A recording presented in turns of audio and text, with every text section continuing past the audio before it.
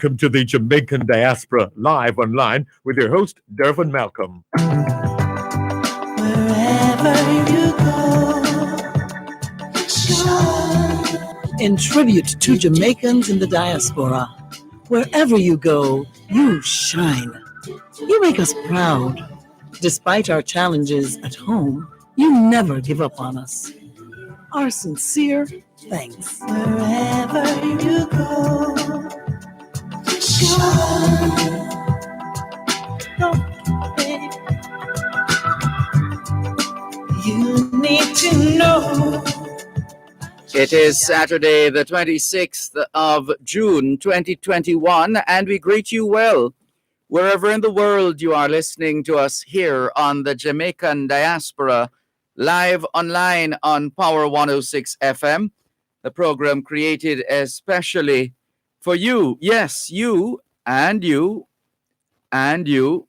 Yes, indeed. Right.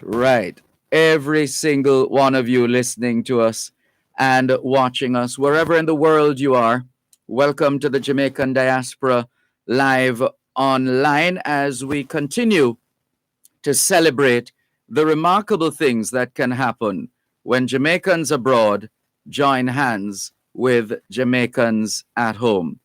And a lot of things have been happening all these years and are still happening to this day, and no doubt there is more to come. Hello to those of you listening to us on 106.1, 106.3, 106.5, 106.7, and 106.9, from Morant Point to Negril Point, from the Goat Islands to Galena Point. This is Power 106 FM, serving Jamaica and the diaspora. Hello to those tuned in via the Power 106 FM app, which you would have downloaded from the App Store or the Google Play Store, depending on the nature of your device. Downloading is free, listening is free, whenever, wherever. We thank you if you have dialed a number to listen to Power 106 FM from the United States or the United Kingdom. If you're in the United States and you wish to dial a number to listen to Power 106 FM, you can call 631-359-8281. 631-359-8281.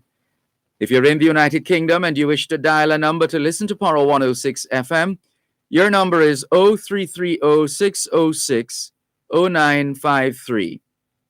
0330-606-0953. We're all over social media: Facebook, Twitter, Skype, Instagram, LinkedIn, BBM, Yahoo Messenger, Tango, WhatsApp, Snapchat, and in fact, you should be seeing us if you're on the Dervan Malcolm Facebook page and affiliated pages. If you're not there yet, log on to Facebook. In the search box atop the page, type DERVAN MALCOLM, and you'll be able to watch the Jamaican Diaspora live online here on Power 106 FM. You can also watch on YouTube if you don't have, let's say you don't have a Facebook account. You can always go to YouTube and watch the Jamaican Diaspora live online here on Power 106 FM.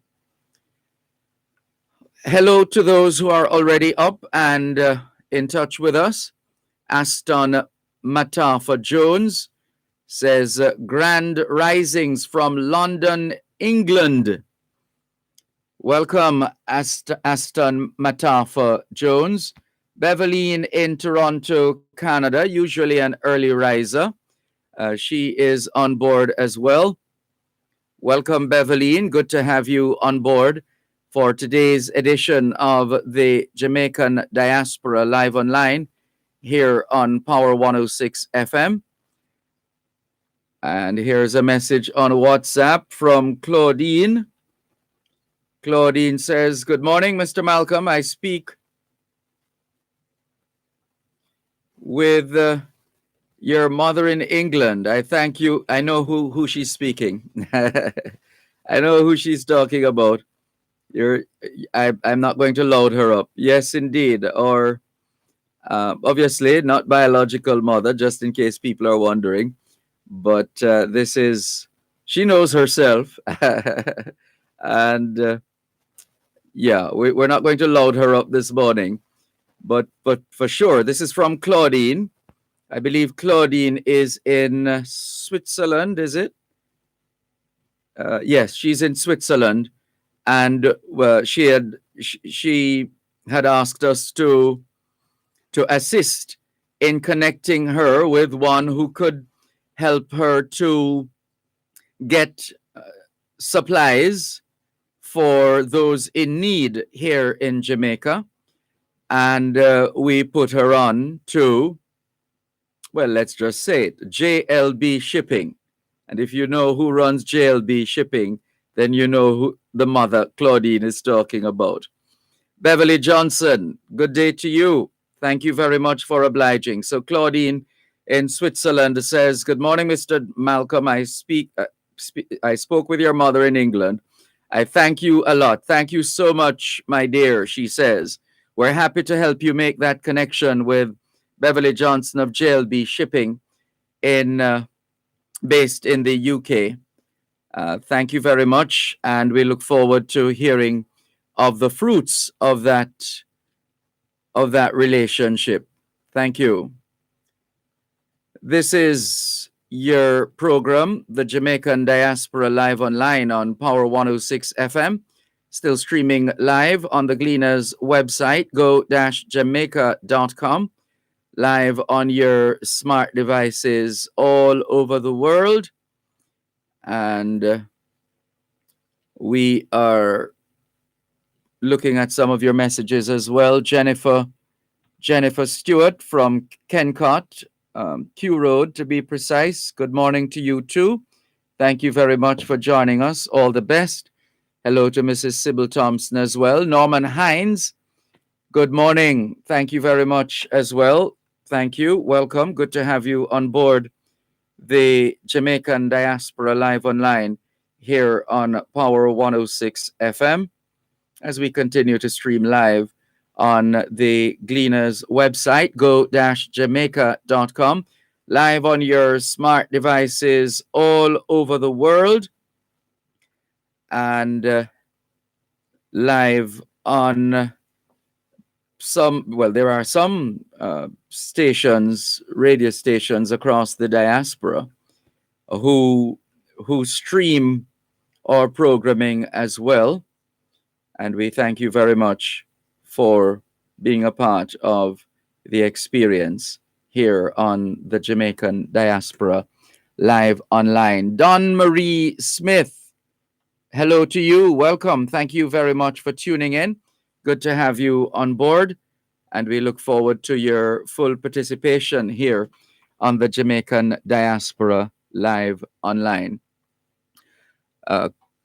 Look now at some of the stories coming out of the US this week. Well, they still seem to be making strides as far as the fight against COVID-19 is concerned.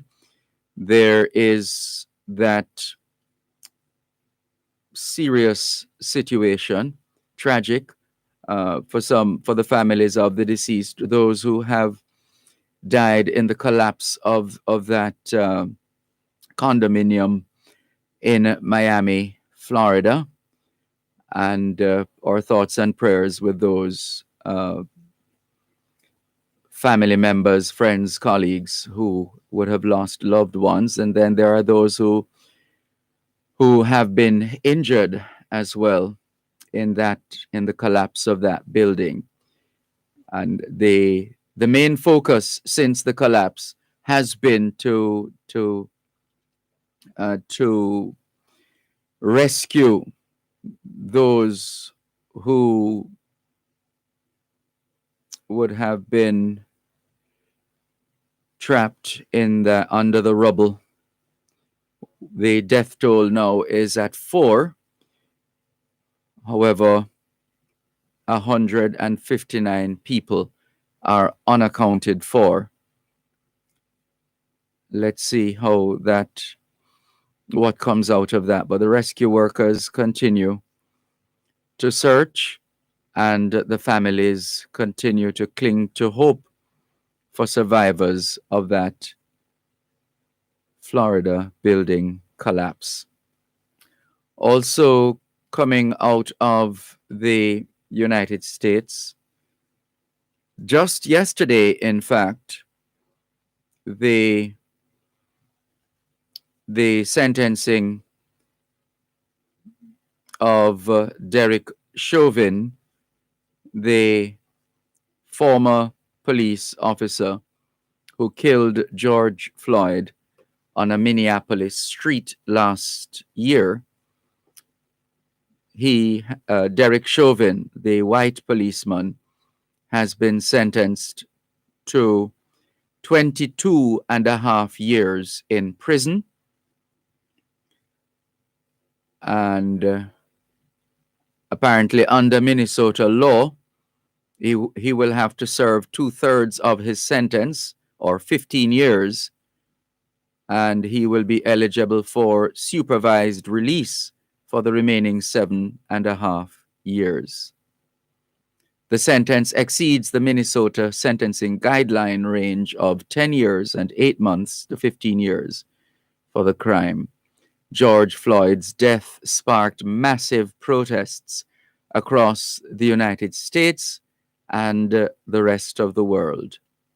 So that's another of the stories coming out of the US this week. Here in Jamaica, we're still trying to immunize our people against COVID-19. However, it's not been these past 2 weeks haven't been the smoothest in that whole exercise. We're still expecting to get more doses. We're short on supply. The focus is on people over 50 and ultimately those who are to get their second doses or their second dose of the vaccine. The Mexican government is gifting Jamaica, gifting 35,000 doses to Jamaica. That should arrive, if not this weekend, early next week, where Jamaica is also expected to receive 3,000 doses, I believe, from the Pan American Health Organization. And there's more to come in the days ahead. But what is clear, a greater attention need to be paid to the management of the administration of the vaccines, everything that comes with that needs to be sharpened. Last night at the National Stadium in Independence Park, St. Andrew, Jamaica, 2-time Olympic and 9-time world gold medalist Shelly-Ann Fraser-Pryce secured another national title by storming to victory in the women's 100 final at the Jamaican Olympic Trials at the National Stadium last night. Fraser-Pryce benefited from a bullet start and won in 10.71 seconds to prove her intention to add another title to her tally at the Tokyo Olympics in Japan next month. Sharika Jackson, surprising for a lot of analysts, a 400-meter specialist, she got the better of her MVP teammate, the double Olympic champion Elaine Thompson-Herah, for second place in 10.82 seconds. And in the men's final, In the men's final, Taekwondo Tracy upstaged the 2012 world champion Johan Blake in a very close race to take victory in 10 seconds flat. We'll have more after the break. You're listening to Power 106 FM. The time is now 15 minutes past 6 o'clock in the morning here at Broadcast House 32 Lyndhurst Road, Kingston 5, St. Andrew, Jamaica, which means it's 3:15 a.m. in Anchorage, Alaska. Hey, you see these days, it's good to get straight to the point. Quick and easy. That's why Western Union gives you another way to receive money straight to your bank account with Western Union's direct money transfer. Visit a Western Union agent location and sign up now. And tell your family and friends to send your next Western Union money transfer directly to your bank account in Jamaica. It's easy. Visit a Western Union location or call our call center at 876-926-2454. Sign up today to receive a money transfer directly to your bank account with ease with Western Union, moving money for better. Become the hero on the scene by taking the COVID vaccine. Get vaccinated as soon as you get all the facts. Don't listen to the rumors. This vaccine might just make it possible for teachers to sit face to face with schoolers. This vaccine make it safer for everybody, from the young to the elderly. Don't you want to go back to living normally when things were more orderly? And if you want to live a long good life, then we all have to do what's right. So let's get vaccinated along with the heroes on the front line. A message from the Ministry of Health and Wellness. Win big this summer. Enter the Gleaner Star Luxurious Escape Competition. Win the grand prize of 2 weekends for two at an all-inclusive hotel plus $25,000 in groceries, weekly cash prizes, and more. Buy a printed copy of the Gleaner Star. Enter the serial number at the front page by texting 876-322-7967 or online at gleanerluxury.com. Competition runs from June 6 to July 10, 2021. See the Gleaner and the Star for details. Your luxurious escape awaits. It's another Smirnoff experience as Fame Frequency presents the Summer Luau Party. When I met you in the summer. This Saturday, June 26th. Mix it up fun and flirty and party with us from 9 p.m. until midnight. The party around thousands of Carolite. With musical mixes provided by DJ Kevin and DJ Franco from Fame FM, alongside Roderick Howell from Hits 92 FM. Roderick, you see? Show off your Smirnoff vodka mixes in our VIP Zoom Watch Yourself area as you party with host Dahlia. Live on Fame 95, Hits 92, and RETV. Online at One Spot Media and on Mixcloud at Fame Frequency. Fame Frequency, Smirnoff Experience, Summer Luau. The world's #1 vodka. You must be 18 years and older to drink. Drink responsibly.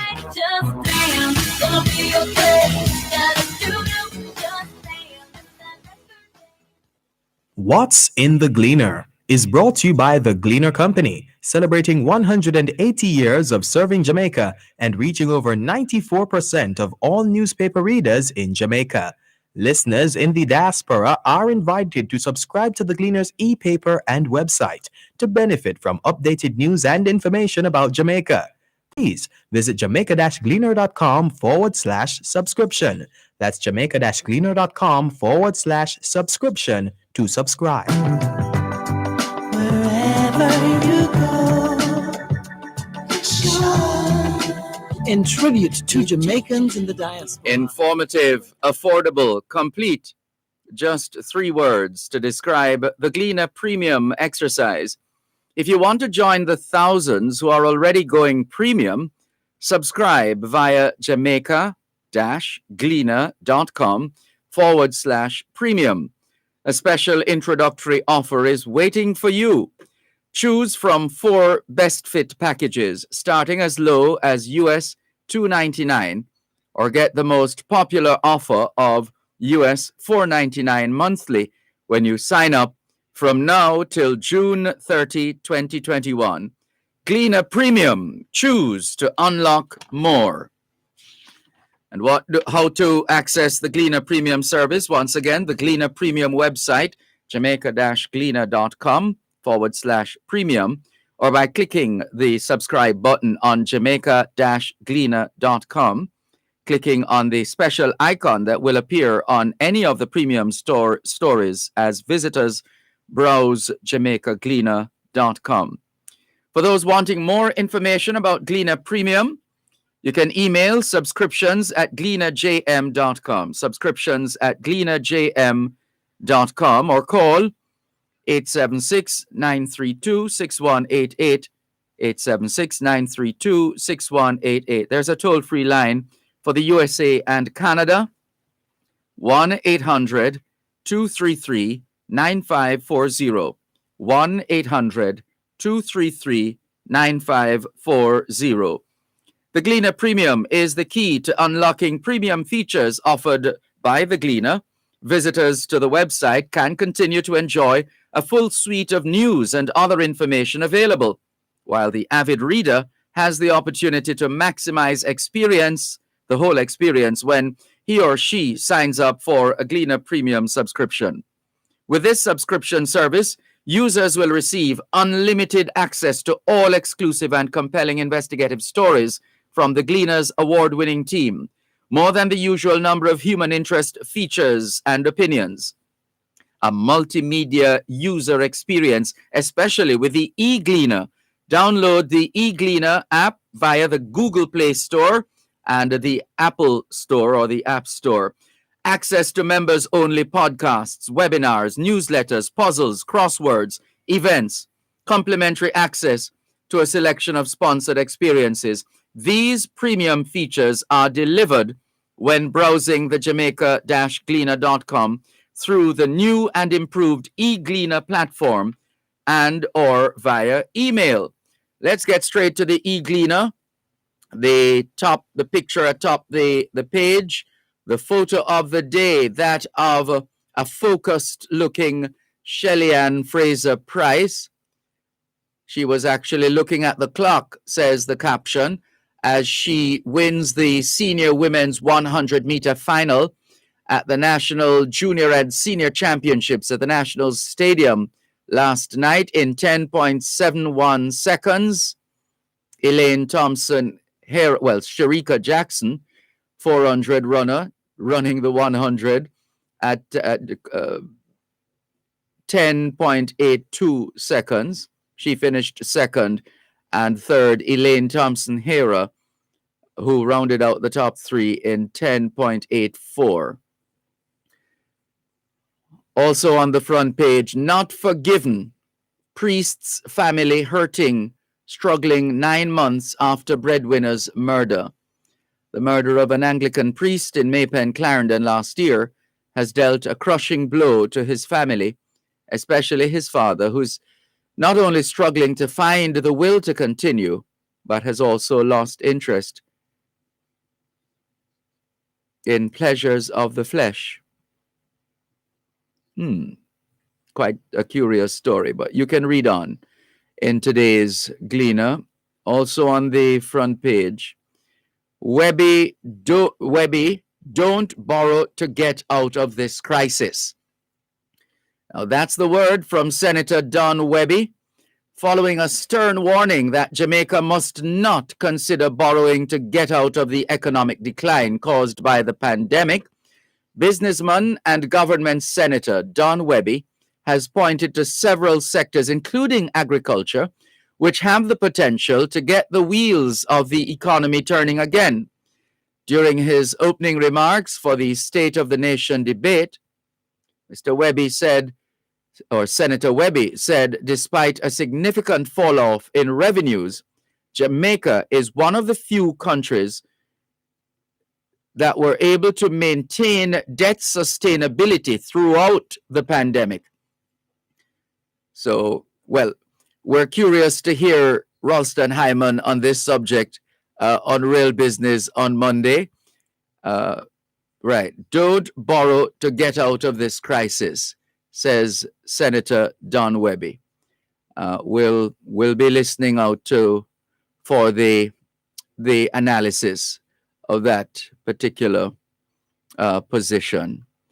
There's a picture of the Prime Minister waving as he participated in a tour of the Greater Bernard Lodge development the Greater Bernard Lodge development area yesterday.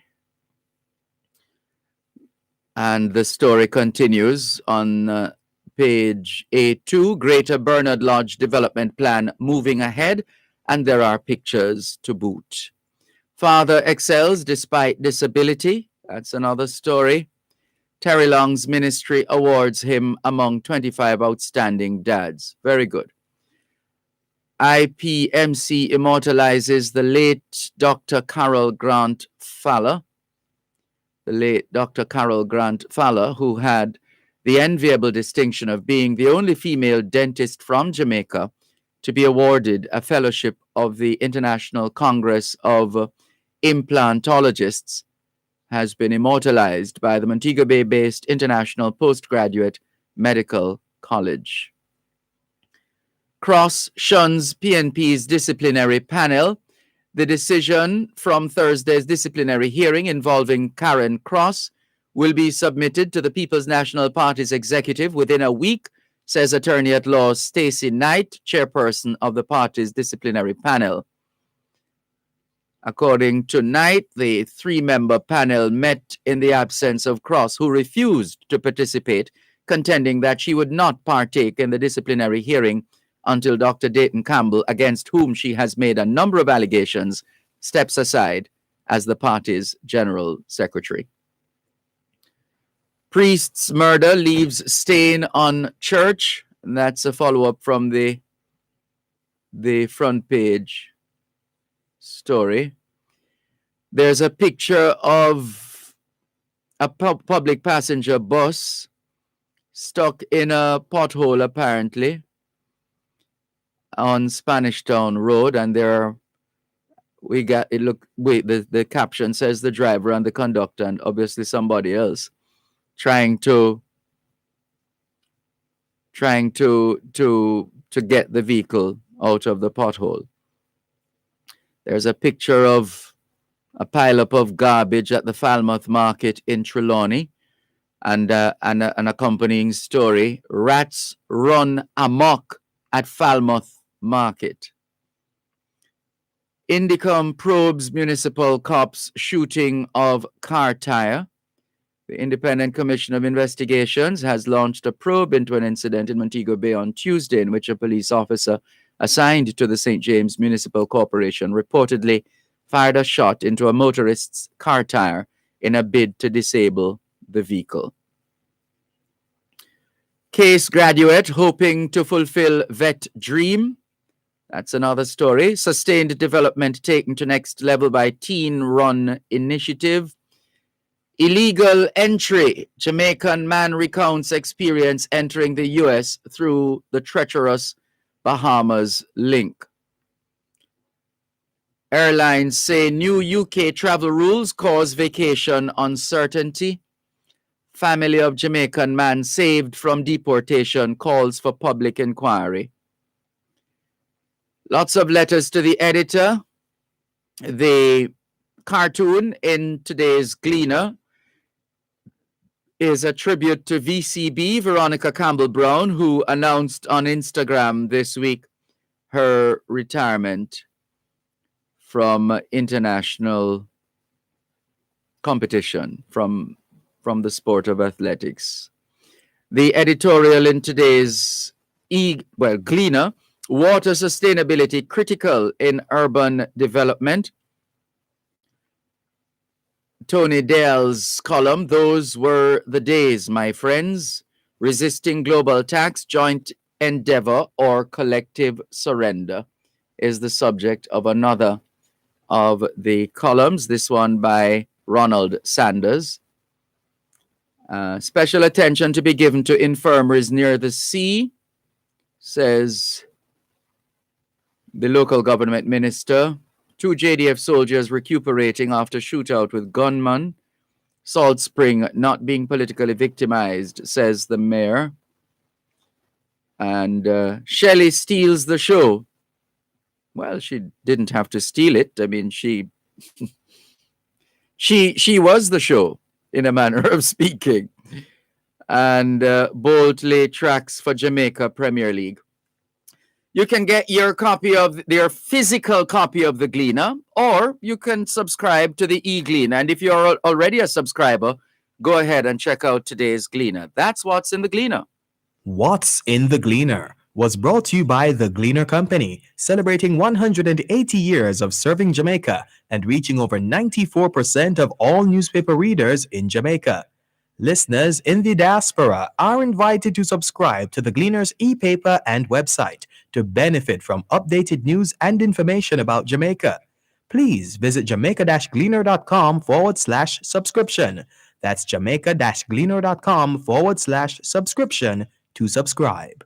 You're listening to Power 106 FM. The time is now 6:30 in the morning here at Broadcast House 32 Lyndhurst Road, Kingston 5, St. Andrew, Jamaica, which means it's 4:30 p.m. in Aktau, Kazakhstan. The Ministry of Health and Wellness wishes to advise the public that there will be no vaccination this weekend, Saturday and Sunday, June 26 and 27. Vaccination will continue during the week of Monday, June 28 to Friday, July 2 for persons 50 years and older who are due their second dose and who are closest to the 12-week mark after their first dose. The Ministry of Health and Wellness thanks the public for their cooperation. Hey, you see these days, it's good to get straight to the point. Quick and easy. That's why Western Union gives you another way to receive money straight to your bank account with Western Union's direct-to-bank money transfer. Visit a Western Union agent location and sign up now. And tell your family and friends to send your next Western Union money transfer directly to your bank account in Jamaica. It's easy. Visit a Western Union location or call our call center at 876-926-2454. Sign up today to receive a money transfer directly to your bank account with ease with Western Union. Moving money for better. With all that's been happening for 2020, it may be easy to forget about the transatlantic hurricane season. But don't worry too much because we've got you covered. Literally, with tarpaulins, umbrellas, and raincoats. We have candles, flashlights, lanterns, and batteries, cleaning and sanitization supplies, brooms, rakes, bins, multi-purpose containers, and buckets. We even have drinking water and non-perishable food items too. Let us help keep you and your family taken care of this hurricane season. Stay aware, stay safe, and get prepared. At Bashco. At 30 years, giving you more. Win big this summer. Enter the Gleaner Star Luxurious Escape Competition. Win the grand prize of 2 weekends for two at an all-inclusive hotel plus $25,000 in groceries, weekly cash prizes, and more. Buy a printed copy of the Gleaner Star. Enter the serial number at the front page by texting 876-322-7967 or online at gleanerluxury.com. Competition runs from June 6 to July 10, 2021. See the Gleaner and the Star for details. Your luxurious escape awaits.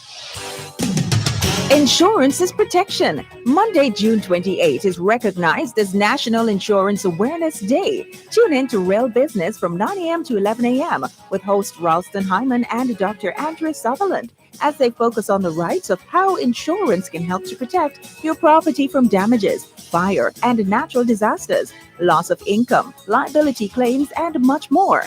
This broadcast is brought to you by Sagicor Life Jamaica. Are you covered?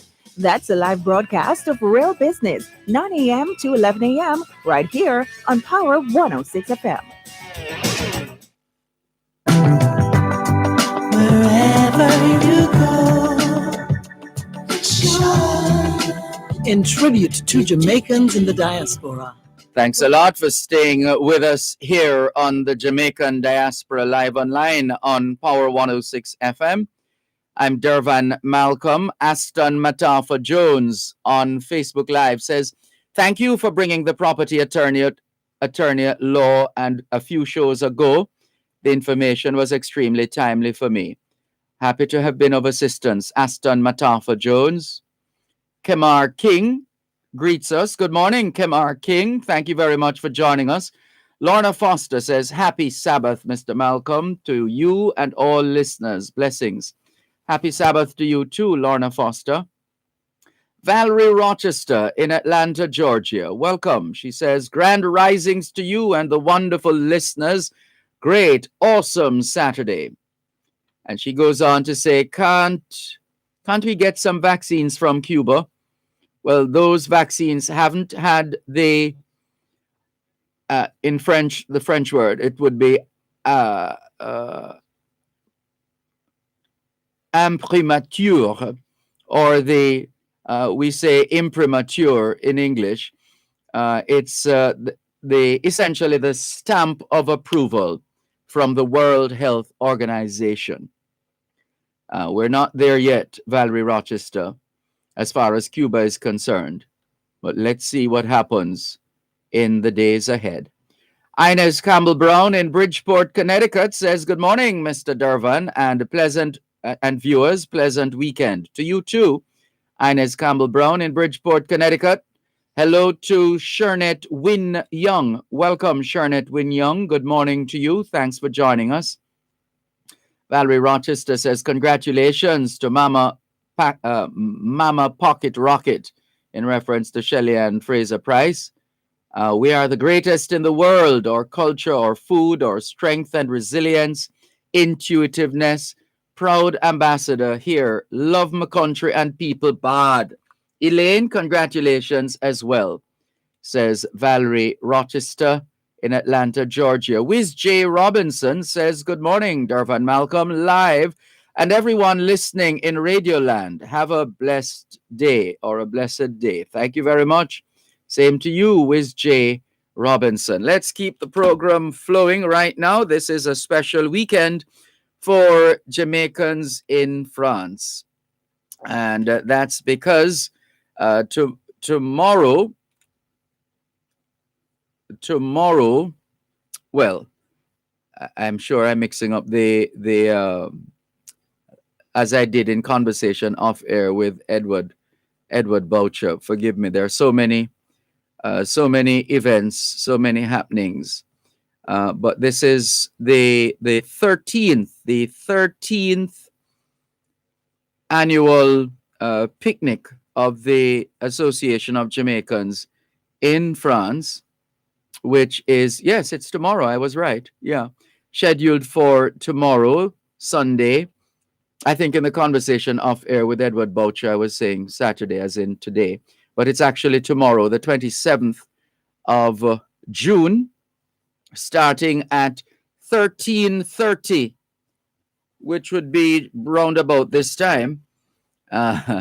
That's 1:30 in the afternoon in Paris, France, and obviously just about now, which is 6:30 in the morning, Jamaica time.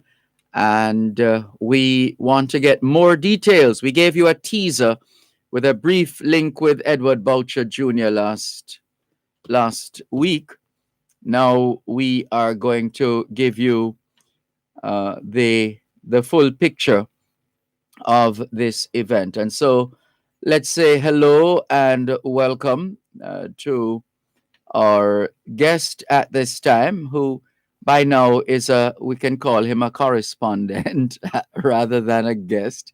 He is the founder and immediate past president of JAM in France, which is the Jamaican Association in France, and founder of JAMFET France, Monsieur Edward Boucher. When he's in Jamaica, he's Boucher. In France, with a name like that, he is Boucher. Bonjour, Monsieur Boucher, ça va? Bonjour, Monsieur Malcolm. Bonjour. Bonjour à tous. Yes, indeed. Bienvenue. Happy to join the Power 106 staff team, finally. Happy to have you. You've always been on board. It's just that we had not told you and made it public before now. So now, Edward Boucher, let's remind our listeners of how this picnic came about. Certainly, it would have taken some doing in that very first installment, because, well, I don't know. You can tell us whether the prevalence of Jamaicans in France, insofar as you and the others would have been able to discern, or that you would have experienced by virtue of encounters with Jamaicans. That first year, how much of a challenge was it to get people, to find Jamaicans, to get them, and also to communicate with them so that they would turn out for that very first picnic? Well, Dervan, I wasn't even there for the first picnic because at the time I thought I was the only Jamaican in France. Oh. You know, because having come to France, you don't meet that many Jamaicans. Yes. So I would have lived in Paris for like 3 years. And I'm going to tell you how I even knew about the picnic. I was teaching at this university, and one of my students said, "Oh, sir, there's another Jamaican teacher, you know." I'm like, "What?" They're like, "Yes, there's another Jamaican teacher, and she's just like you. She's really good. She's funny. She has a lot of energy." I was like, "Okay, I need to meet this teacher," because I'd heard this from about the September, but it wasn't until about the I think it was the May, or no, it was the June actually, that I finally met her. And when I met her, Sandre Durand, she's now Dr. Sandre Durand, she was like, "Oh, we have a picnic this Sunday, you know." And I was like, "What?" Like, "Yeah, a picnic, and there's a lot of Jamaicans and things like that." So when I went the first time, I went to the third picnic, and so it was already well organized. There was a lot of Jamaicans. I was shocked because each time I would meet French people, they would be like, "Oh, you're the first Jamaican I know," and you know, they treat you like a star. And I was here thinking I was the only star in France, not knowing that we had so many other stars. So I'm meeting these Jamaicans, talking real Jamaican patois and stuff, and I'm like, you know, wow. The food, there was a lot of food. I remember Latoya and her big Dutch pot. I'm like, where she get Dutch pot in her France? You know, with our curry goat and people, we were playing ring games, and it was a very special moment, that first picnic. And I haven't missed one since. And the picnic even preceded the association. It existed before the association, long before anybody thought of having an association. That was the annual gathering of Jamaicans. Then each year, you would have more and more Jamaicans coming, some who are students, some who live here. So sorry to cut you, but who organized that first one? The first one, I think it was Sandre with Hessa. But was it? It wasn't a formal. Was it a formal associate? Was there a formal association? No. Oh. The association didn't come about until about the 9th. The association was 2017, and so if this is the 13th picnic, it meant that we would have done so many, 10 picnics, yes, without any official structure. Right. That was one of the reasons I thought back then in 2017 that we needed, given that we had so many Jamaicans here, given that there was no embassy in France, in Paris, because we depend on the Jamaican embassy in Brussels, I thought that it was important to get organized, get a structure, create an association, create a database so we know who is here, what they're doing, who needs help, who is fine, who is sick. That it was necessary to have a structure.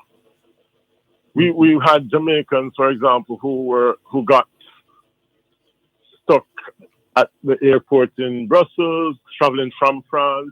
We had to, contact people through our network to make sure that, we can put them up at a hotel, or even last year when Jamaicans were stranded, the community rallied around, helping them to get back home and things like that. And the vision at the time was, if we had a database, if I am here and I need, I don't know, let's say somebody needs some jerk chicken and there's a chef, and you need a chef, that structure would be able to say, okay, we have a Jamaican chef, or we have a Jamaican hairdresser, or we have a Jamaican helper, or something, So that was the whole idea behind organizing the association. It was also about helping Jamaicans with their documents because Hold on, tell us some more after the break, please. Edward Boucher Jr. is the founder and CEO of Jamfet France. He's Jamaican, of course, from Land Settlement in Manchester. And he is speaking with us about tomorrow's 13th annual Jamaican picnic in Paris, France. You're listening to Power 106 FM. The time is now 15 minutes to 7 o'clock in the morning here at Broadcast House, 32 Lyndhurst Road, Kingston 5, St. Andrew, Jamaica, which means il est 7h moins le quart. That's 15 minutes to no. Let me give you the actual time in France. Il est 2h moins le quart. 15 minutes to 2 o'clock in the afternoon in Paris, France. The National Irrigation Commission Limited encourages efficient irrigation practices and responsible use of water. By doing so, we will allow the aquifer to be recharged and keep the supply flowing. A message from the National Irrigation Commission Limited. Irrigation, making the difference in agriculture. If you're a farmer or a fisher folk, this one's for you. Sagicor AgriCare Plan. With AgriCare Plan, you can get affordable insurance coverage for you and your family.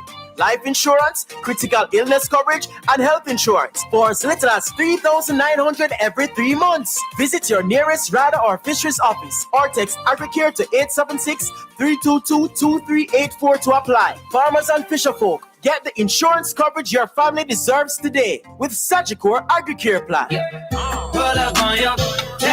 It's another Smirnoff experience as Fame Frequency presents the Summer Luau Party. When I met you in the summer. This Saturday, June 26th, mix it up fun and flirty and party with us from 9 p.m. until midnight. The party around thousands of car light. With musical mixes provided by DJ Kevin and DJ Franco from Fame FM, alongside Roderick Howell from Hits 92 FM. Roderick, yes, see you. Show off your Smirnoff vodka mixes in our VIP Zoom Watch Yourself area as you party with host Talia. Live on Fame 95, Hits 92, and RUTV. Online at One Spot Media and on Mixcloud at Fame Frequency. Fame Frequency, Smirnoff Experience, Summer Luau is powered by Smirnoff Vodka, the world's #1 vodka. You must be 18 years and older to drink. Drink responsibly.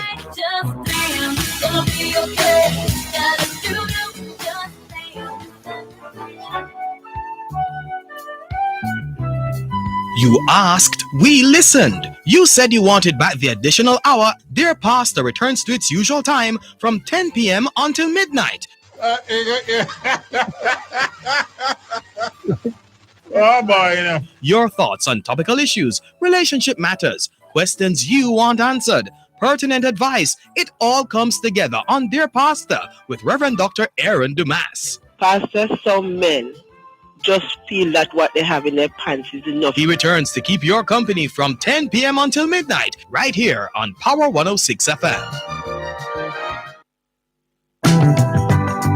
Wherever you go, shine. In tribute to Jamaicans in the diaspora, wherever you go, you shine. You make us proud. Despite our challenges at home, you never give up on us. Our sincere thanks. Wherever you go. Thanks a lot for staying with us here on the Jamaican Diaspora Live Online on Power 106 FM. Hello to Rose McIntosh in London, who is greeting us, and members of the diaspora giving thanks for life, she says. Welcome, Rose McIntosh.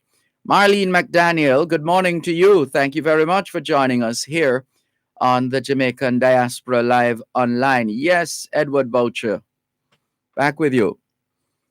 Thank you, Dervan. So I was saying that there are Jamaicans who come to France who don't speak French. And, for various reasons, some of them get married in Jamaica to a to a French person, and then they find themselves having to come over here.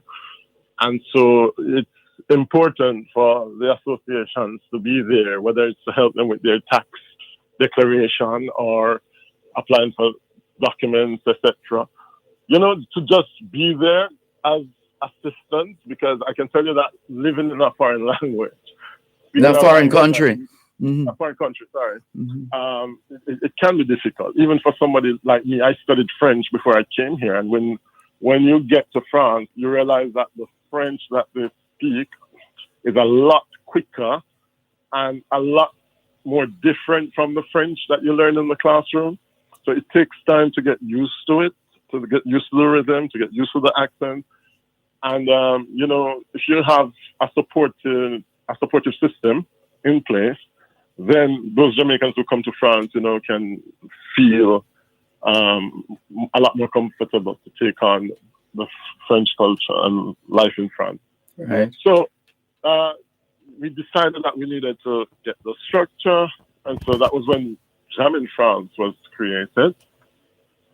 And so the picnic, which started outside of the association, you could say that the picnic wasn't really organized by any one person. It's just all Jamaicans coming together to have this event.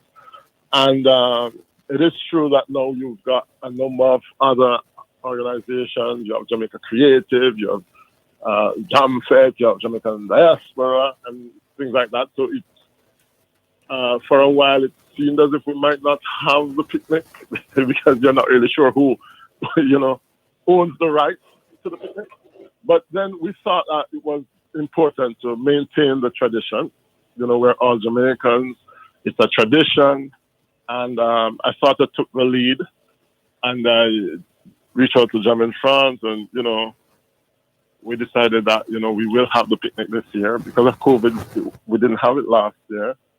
And so we decided, you know, we need that time where we can fellowship as Jamaicans, you know, where we can, as I said, iron sharpened iron. Yes, we need that moment together. So we decided that, you know, this Sunday, even though it's not looking very promising weather-wise, it has been raining a lot here in Paris. But as they say, come rain or shine, we will be there with Dutch Pack tomorrow, and we will be having our picnic. Yes. I'm looking at the flyer, and obviously I'm seeing Jam Fete, of course, Jam in France. This is Hill and Gully Grocery. Now, Yes, and that's a physical location, a shop in Paris. Physical. Oh, it's not physical, more but, virtual. It's a sort of, right. You know, a lot of virtual businesses have cropped up. Yes. Because of COVID, you know. And so it's a sort of, you know, click and collect or delivery service that is offered by one of my friends here in France, Kamika. And she has Jamaican groceries that she makes available for people here, not just Jamaicans, but like people here in France. Yes. Jamaica Creative is also there. They keep the independence event here in Paris, and believe me, last year there were no fewer than 1,000 people who came for that one-day event in it was just outside of Paris in Créteil. But all the associations, all the organizations turned up, and it was a real day. I mean, oxtail, curry, goat, jerk, chicken, fried fish. Everything was there. Everything. And music. I have Colleen right here beside me. I'm going to put her on in a few minutes. I don't know if we're limited by time. Oh, dear. We're supposed to be wrapping shortly in 5 minutes, actually. But go ahead. Yeah. So, you know, it was a good moment. And so we have a number of, as I said, organizations. And we're coming together, doing events. Each organization eventually will have its identity and, you know, playing a part in really advancing the culture of Jamaica. Next week, for example, we are putting on we call it pop-up restaurant. We're calling it reggae pop-up because, you know, it's the reggae weekend. And that's going to basically be, you're going to be able to get your grocery shopping, your spice bun and your supple gin and your Cersei tea and all those things are available, you know, as well as the traditional food. But we have a lot of other creators and creatives from other countries who are going to be joining us, from Africa, from the French Caribbean, who, you know, will have their stands on display exhibiting the culture. And so we can say that we're really dominating France. The domination of France has started clearly. Yes. And the venue for the picnic tomorrow? So tomorrow we'll be in the Parc de la Villette. The metro stop is line 5, Port de Pantin. And anyone who is in Paris, who, you know, we'll be there from 1 o'clock until. Last year we were there until 11 p.m. Because even though we say we start at 1:30, some people come at 1:30, some people come at 7:30, some people. But I was leaving last year at 10 o'clock, and people were still arriving. That's yeah. So Who's that in the background? Carol, you said? Carlene. Carlene. Yes, good morning. Hi, Carlene. How are you? Not too bad. Great. Giving you a couple of minutes to say your piece. Oh, just want to say hi to everybody in Jamaica. Good morning. And to people in Westmoreland, my family in Westmoreland and St. James. And my name is Karin Foster, so they know he's talking. And so if you know anyone in France, you let them know that, you know, there's a Jamaican picnic tomorrow. They can bring their food and share with others, and food will be there. And bring your mask also with you. And let's come out and let us have a really good time tomorrow. Yes. Starting 1 o'clock until you say when. How long since you have been in France, Carlene Foster? For the past 11 years, I've been living in France. How has it been? It's been good. It's been teaching and good, and God has really been good to me. Yes. From one step to the next one. Very, very good. I'm not going to complain. God has been good to me. How are you on the language? Oh, je parle français. Ah, très bien. Yes. The government, the European Union government gives me some money there and said, go and learn the language. So I said, okay. Oh, really? Yes, they have that in place. So I went and ça va aller très bien maintenant. Ah, évidemment. Donc, oui, j'ai fait toutes mes affaires administratives. Je n'ai besoin pas de M. Bosch pour faire mes impôts, pour payer les impôts. Ouh là là! J'ai fait toutes mes affaires moi-même. Donc, yes, nice. It's good, it's good. Very good. Well, we have no doubt that the 13th annual Jamaican picnic tomorrow will be hugely successful. Whatever happens, you're all going to make it a successful event at Parc de la Villette, 221 Avenue Jean Jaurès. And you say the metro stop, that's important, 75019 Paris, that's the zip. Metro stop, Port de Pantin. That's correct. Yes, right. So we as we wrap though, how can those listening in France and elsewhere, how can they stay in touch and follow the work of whether it be Jam in France or Jam Fete, and also if they will any of it be streamed at all for those who would like to see get a piece of the action? Well, yes, Dervan. Actually, I haven't spoken about this, but Jam Fete now has a YouTube channel. Oh. And it's called Jam Fete France. Jam Fete France. Essentially, it's about Jamaican culture, but it's also about how we spread the Jamaican culture here in France. Mm-hmm. So you will get like the real Jamaican culture. But like for the events, we will be streaming part of the events. Hopefully, the activities you'll see, the egg and spoon and the sack race and.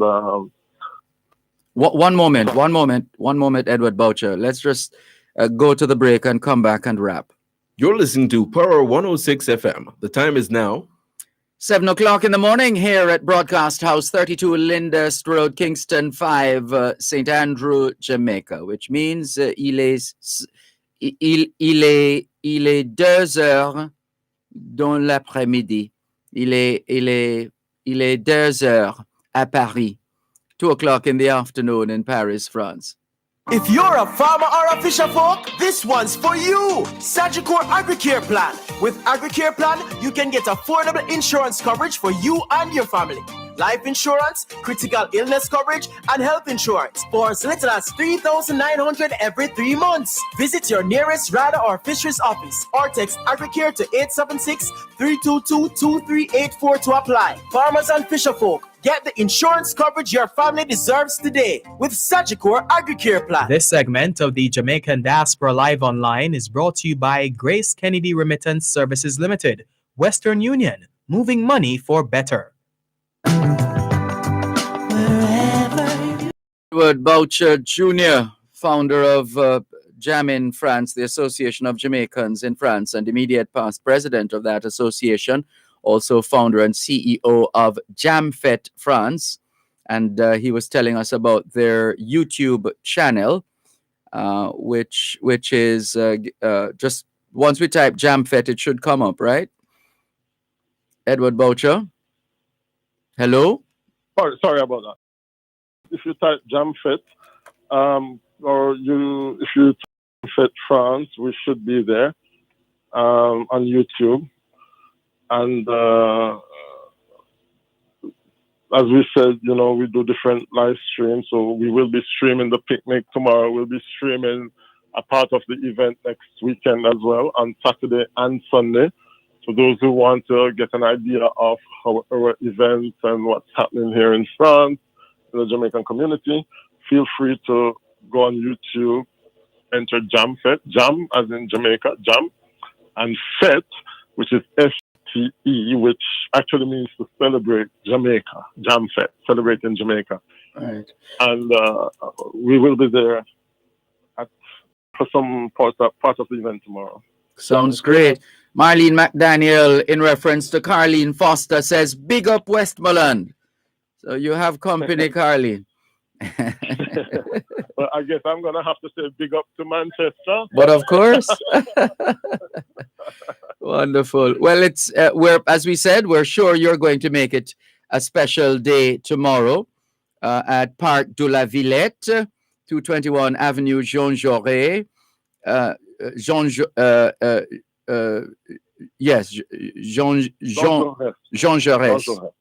Jaurès in Paris, France. And an easy marker, it seems, is the metro stop, Port de Pontin. Port de Pontin. Mm-hmm. You exit and you walk to the park and you walk and walk and walk until you see black, green, and gold. As simple as that. Sounds good. Excellent. Well done, Edward Boucher Jr. And nice to meet you, Carlene. We need to talk to you in more detail one of these days. Yes, it's not the first time we're speaking.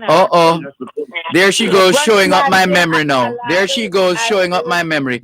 Oh, was it the time when you were cooking that you were doing some packaged foods? Right. I remember now. First time. Yes. Okay. All right. Thanks a lot. Bonne journée. All the best. Yes. Thank you. And thank you to Power 106 Dervan, because you're doing a great job. Thank you. Thank you very much. Anytime. For the support to the diaspora. So thank you.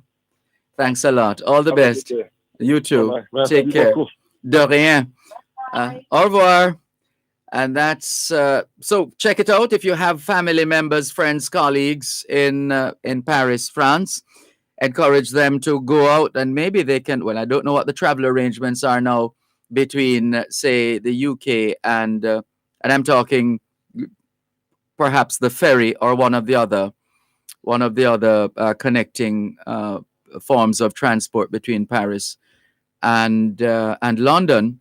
but it's not a bad idea to, if that's permitted, depending on the movements, to go over to Paris, France. And it all will be done in keeping with COVID-19 protocols. You heard Carlene Foster reminding those who plan to ensure they have their masks. So they're still following the protocols there. The 13th annual Jamaican picnic in Paris, France tomorrow, starting at 1 o'clock in the afternoon. Let's move from Paris, France now, just before we bring in our next guest, and say hello to Dr. Karen Dunkley, the Global Jamaica Diaspora representative for the Northeast USA. She says, Sabbath morning blessings to you and your listeners. And she's very kind. She says, Ambassador Dervan Malcolm, excited to hear from our diaspora members who live in France. Thank you very much, Dr. Dunkley, for always keeping in touch. Neriga Smart Morgan 7 says, good morning to Mr. Dervan Malcolm Live. Blessings to you, sir. You're indeed one of the mentors. I love to listen to you, sir. Checking in from Ramble in St. Thomas. Thank you very much, Neriga Smart Morgan 7 from Ramble in St. Thomas. And lest I go rambling on, let's go to our next guest here on the Jamaican Diaspora Live Online. She is quite dynamic and, well, let's just go straight into the interview. She's a certified coach and a PhD candidate. She's education and finance specialist with her own organization, Scholastic Oasis Caribbean. She is Ms. Tracy Ann Hyman, author of the book, which is going to be released shortly, How Do You Use These Darn Chopsticks? A memoir of a Caribbean woman who lived and studied in Japan. Tracy Ann Hyman, how are you? I am wonderful. Thank you very much, Dervan. It's good to be on your program this morning. It's a pleasure to have you join us here on the Jamaican Diaspora Live Online. Where in Jamaica are you originally from, Tracy Ann? I normally quote two places, Kingston and, of course, St. Mary. That's a significant portion of my life, and impact occurred while living in St. Mary. So should we take it that you were born at Victoria Jubilee Hospital in downtown Kingston? No, not all. Oh, not all. Oh. So you have something in common with who was I thinking? There are a couple of, was it Usain's first child? I'm trying to remember. I think so, you know. I think that's where Usain's daughter was born. Okay. Yeah. Okay. Yeah. Well, anyway, so not all, and obviously, you said St. Mary. So how soon did you move from Kingston to St. Mary, or the corporate area to St. Mary? In 1984 to about 88. And I did my common entrance at the St. Prince Preparatory School and passed at St. Mary High. But then we had to relocate back to Kingston. That was my family. Yes. And then again, now when I'd done my bachelor's degree now and it was job hunting, couldn't find anything, got something in St. Mary and moved back there and lived there for a portion of time before I came back to Kingston. Oh, a lot of backing and forthing, as they say. Good backing and forthing.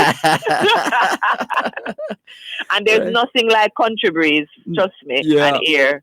Fresh. Oh, true. Yes, true. trust me. Right. Give us an idea now of how you arrived at a point where you said, this is what I want to do. This is my purpose. At what point would you say you found your purpose, or are you still searching? Well, this is the thing now. See, I was in St. Mary working, and I realized that I wanted more. I wanted something different, and I decided at a certain point to start searching for academic opportunities all over the world. And it is actually the working experience that I got in St. Mary, working at one of the top hotels that really, I believe, helped to secure my application, that gave me or allowed me to get the Japanese MEC scholarship to do my master's degree. And this was done in sustainability science with a major in environment systems. And that would have been taught, that whole program would have been taught in English, though. Right, this particular, yes, thank God, was talking English. But actually, no, Dervan, when I went to Japan, I found fellow Jamaicans studying in Japanese. And I mean, their Japanese was like fluent. So, but at my time, I said, well, couldn't take on that master's degree in a Japanese. Nah, try again. But I was forced. Now, that whole 180-degree experience, while I was going through it, was something else. Yes. And I speak about it in the book. It's now when I came back to Jamaica and couldn't find a job, volunteering and saying, God, what am I supposed to do? What's the purpose of me being here? Then realizing, hey, Tracy, you have had experience in Japan. Why not pull on that and form this company and assist people all over the world, but in particular Caribbean nationals, tap into a global experience. And so now my mandate is to improve the socioeconomics of the Caribbean or of Caribbean peoples through academia and entrepreneurship. Nice. So this is now the tie up to the purpose. I realize that's what I'm supposed to be doing, assisting persons, things that I thought that were just normal, your CV, updating a CV, writing your motivational letter, your proposals for academic applications. I thought that was, persons knew that. Persons don't know. Persons don't know the process. Yes. And here I was to assist persons and to improve them in terms of social mobility through academia and entrepreneurship. What prompted the decision to publish this book, to write this book? How do you use these darn chopsticks, a memoir of a Caribbean woman who lived and studied in Japan? Well, while I was in Japan, I used to journal. Send emails. No, I didn't call it journaling then. Okay. Send emails to my different family members as a means of coping. Yes. So, I mean, it's a 180-degree turn in culture. I mean, two cultures clashing, the West versus the East. Yes. And so I would send my stories and my experiences. And one particular mentor I had at the time, Uncle Bobby, Robert Lawrence, wherever you are, thank you, said to me, Tracy, you need to write a book. I'm like, write a book? I'm going through hell over here, writing about no book. I just tried to cope, right? Yes. And I would continue to write emails. Anyway, when I came back to Jamaica, someone said, Tracy, you need to write this book. Really? And this was what, 2018? Because I returned to Jamaica in, that is 2012. And 2018 said, no, man, Tracy, you need to write this book. And so I began the process. It has been a long journey. But finally, it will come out in time for the Tokyo Olympics when all eyes are on Japan. How do you use these darn chopsticks? Your timing is impeccable. Yes. But when you were, let's go back to when you were in it. I mean, when you first touched down on Japanese soil, what hit you? What was the most compelling component of that experience? Well, there are many, but I'll start off with this joke. Yes. When I landed at the Narita International Airport, I saw persons with masks on. The mask that we're now wearing now. What year was that? This is 2008, October. 2008. And I saw persons and I was saying, my God, what are people committed? Imagine the nurse is going to go into a surgery shortly, or the doctor is going to go into a surgery shortly, has rushed on their flight and is now headed to the... that was your thinking. Yes. And, don't hold them up, let them get their bags and go. Yes. Because we don't wear those masks. And what happened I found out in the culture, if you have a cold, you're going to wear those masks because you want your fellow man, woman to catch a cold. Mm-hmm. So you put on your mask and you wear it whenever you have any flu-like symptoms. So mask wearing, I wonder if it would have been after SARS, severe acute respiratory When was SARS syndrome. again? Is that I don't remember right 2000 now.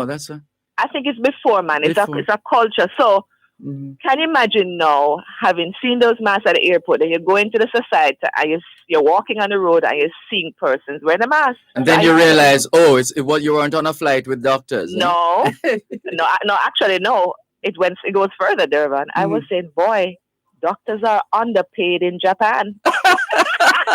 Hold on, let's pick up the story after the break. Tracy Ann Hyman has written a book soon. It will soon be available. How do you use these darn chopsticks? A member of a Caribbean woman who lived and studied in Japan. More in a moment. You're listening to Power 106 FM. The time is now 15 minutes past 7 o'clock in the morning here at Broadcast House 32 Lyndhurst Road, Kingston 5, St. Andrew, Jamaica, which means it's 9:15 p.m. in Tokyo, Japan.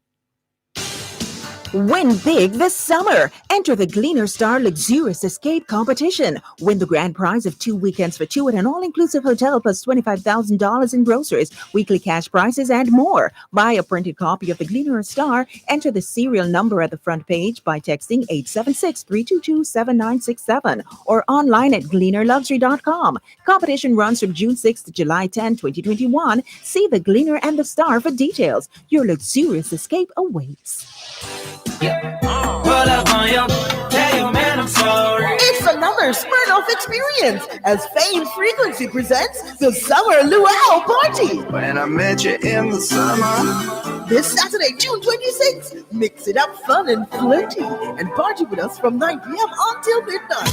The party around thousands of car lights. With musical mixes provided by DJ Kevin and DJ Franco from Fame FM, alongside Roderick Howell from Hits 92 FM. Roderick, you see?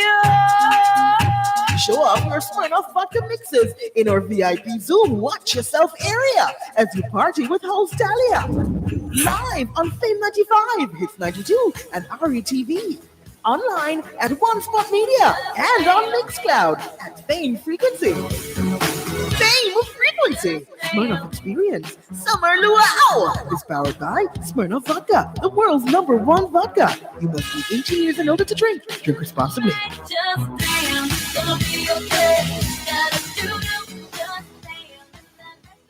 Wherever you go, in tribute to Jamaicans in the diaspora, wherever you go, you shine.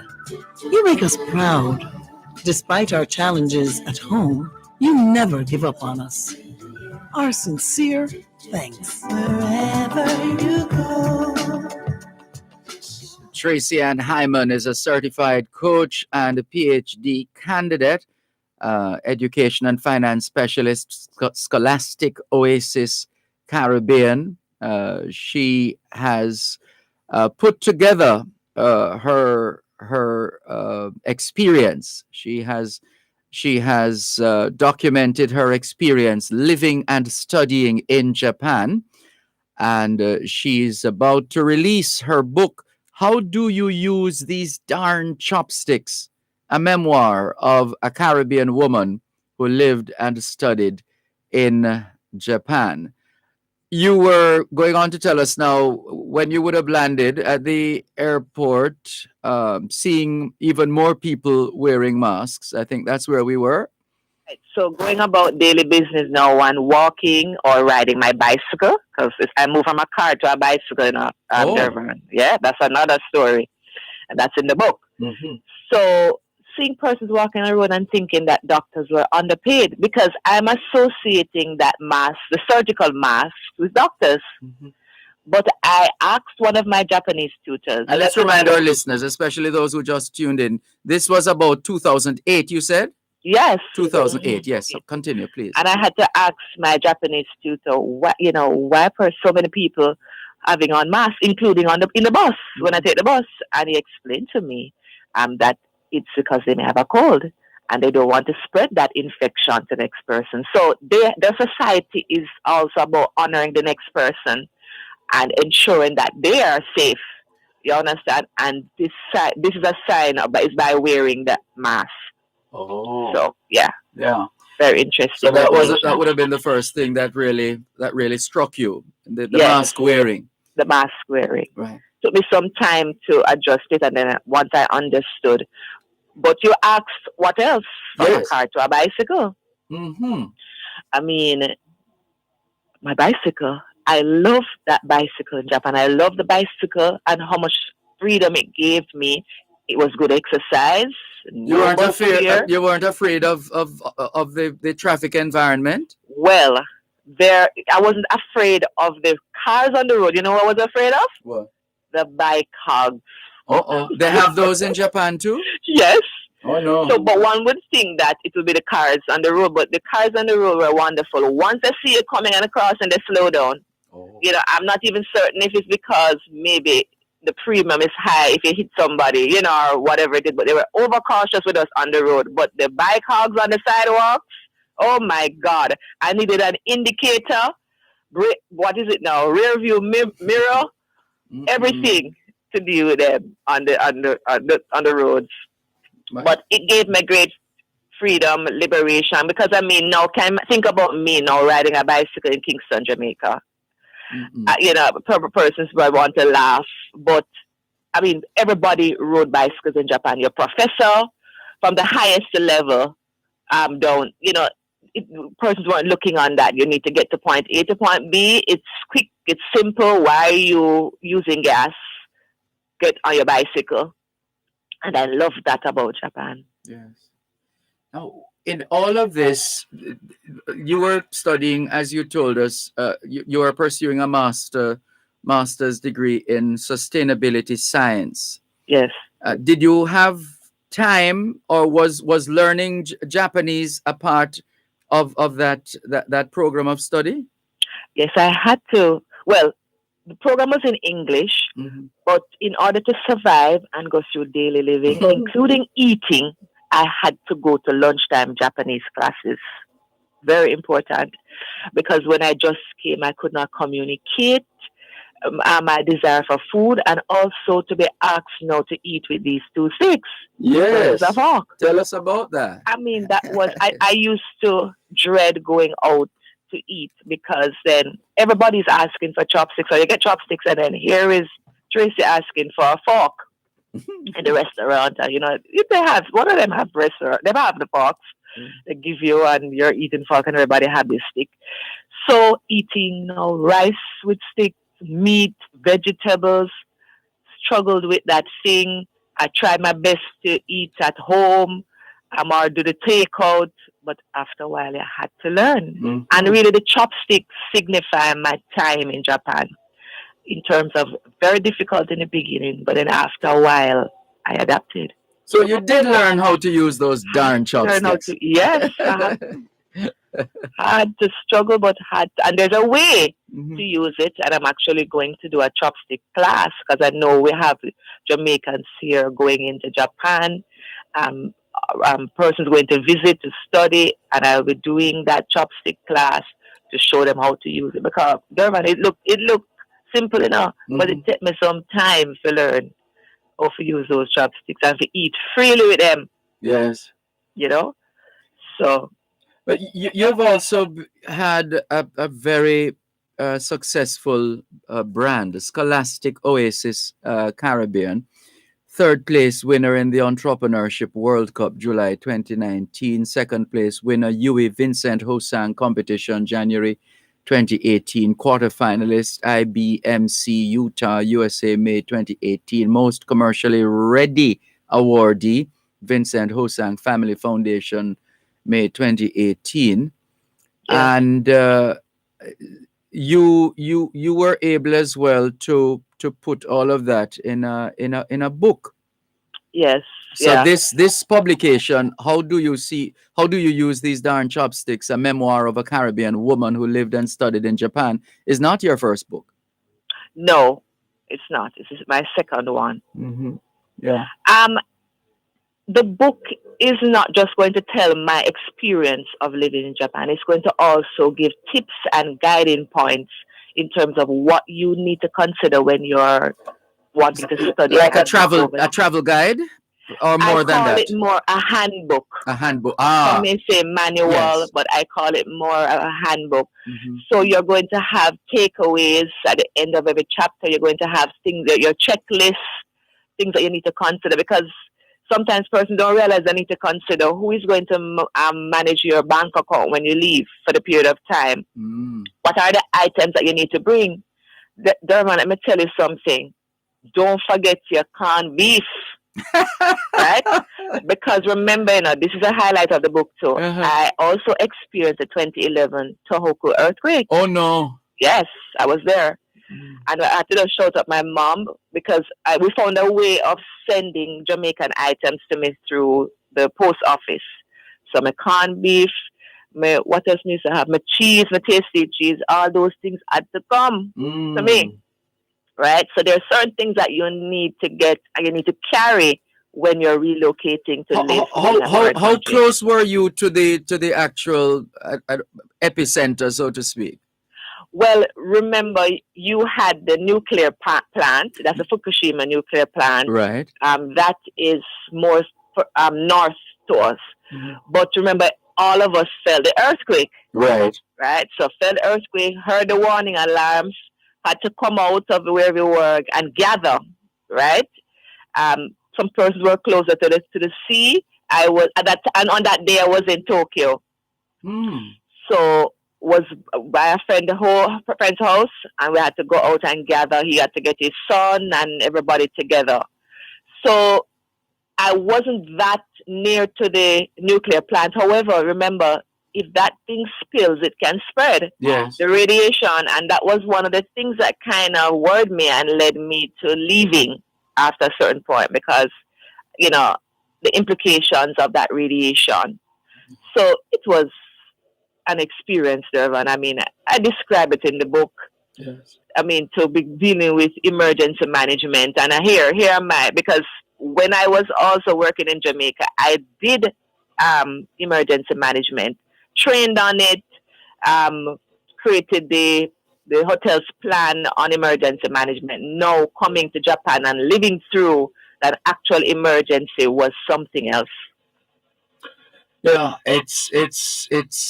we're just so happy that you had that experience and you were able to navigate your way safely, and that you're now looking to help the rest of us to understand and to be able to navigate a place like Japan. And I'm thinking you might, I don't know if you'll get it. Well, the publication of the book, you're expecting to release the book how soon?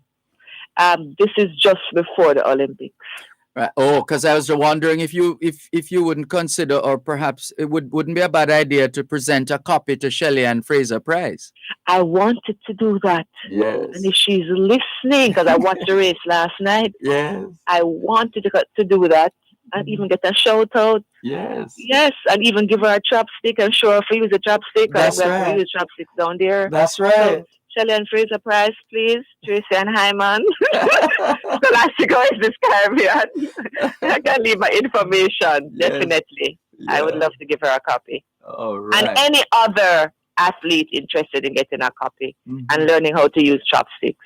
And we have delegations which will be heading to Japan as part of the support staff, etc. It would be useful for them to get copies in terms of but in terms of their availability. You said just before the Olympics, so that's in August then. No, this is July 23rd is when you have the official opening. So it's a week. That same week that you have the Olympics, is that the books is supposed to be available firstly on Amazon for download, and then the print copies will be available after. But definitely Amazon. Look out, check out for it. You can also pre-order the book on our website. Did I give you that information? Go with the website, please. Go ahead. So it is Scholastic. I notice it's spelled differently. Right, this is based on the Jamaican patois. Yes. That's what it's spelled. Scholastic. Scholastic. Yes. Oasis, OASIS Caribbean dot wordpress.com. So you can go on there. You're going to see a link that says pre-order the book. Scholastic Oasis Caribbean.wordpress.com. Yes. And there will be a link, you said, to that you can pre-order the book, Mm-hmm. fill in your information, and you will get the book once it's released. Well, this is a print copy of the book. Yes. If you want to get the Amazon download, Hold on, don't move. available. One moment. We need to take a break. You're listening to Power 106 FM. The time is now 7:30 in the morning here at Broadcast House, 32 Lyndhurst Road, Kingston 5, St. Andrew, Jamaica. Same time in Aguascalientes, Mexico. The Ministry of Health and Wellness wishes to advise the public that there will be no vaccination this weekend, Saturday and Sunday, June 26 and 27. Vaccination will continue during the week of Monday, June 28 to Friday, July 2 for persons 50 years and older who are due their second dose and who are closest to the 12-week mark after their first dose. The Ministry of Health and Wellness thanks the public for their cooperation. Tune into Farm Talk, 6:18 to 6:35 a.m. the first Tuesday of every month, and 6:18 to 6:45 p.m. the last Tuesday of every month for First Hand in the Field. Real issues, real solutions. Join the Newport First Hand team in the field as they identify problems and tell you how to address them. First Hand in the Field, Real Issues, Real Solutions is brought to you by Newport First Hand Jamaica Limited, the first on the land. It's another Smirnoff experience as Fame Frequency presents the Summer Luau Party. When I met you in the summer. This Saturday, June 26th, mix it up fun and flirty and party with us from 9 p.m. until midnight. The party around thousands of car lights. With musical mixes provided by DJ Kevin and DJ Franco from Fame FM, alongside Roderick Howell from Hits 92 FM. Roderick, you see. Show up your Smirnoff vodka mixes in our VIP Zoom Watch Yourself area as you party with host Dahlia. Live on Fame 95, Hits 92, and RETV. Online at One Spot Media and on Mixcloud at Fame Frequency. Fame Frequency, Smirnoff Experience, Summer Luau is powered by Smirnoff Vodka, the world's #1 vodka. You must be 18 years and older to drink. Drink responsibly.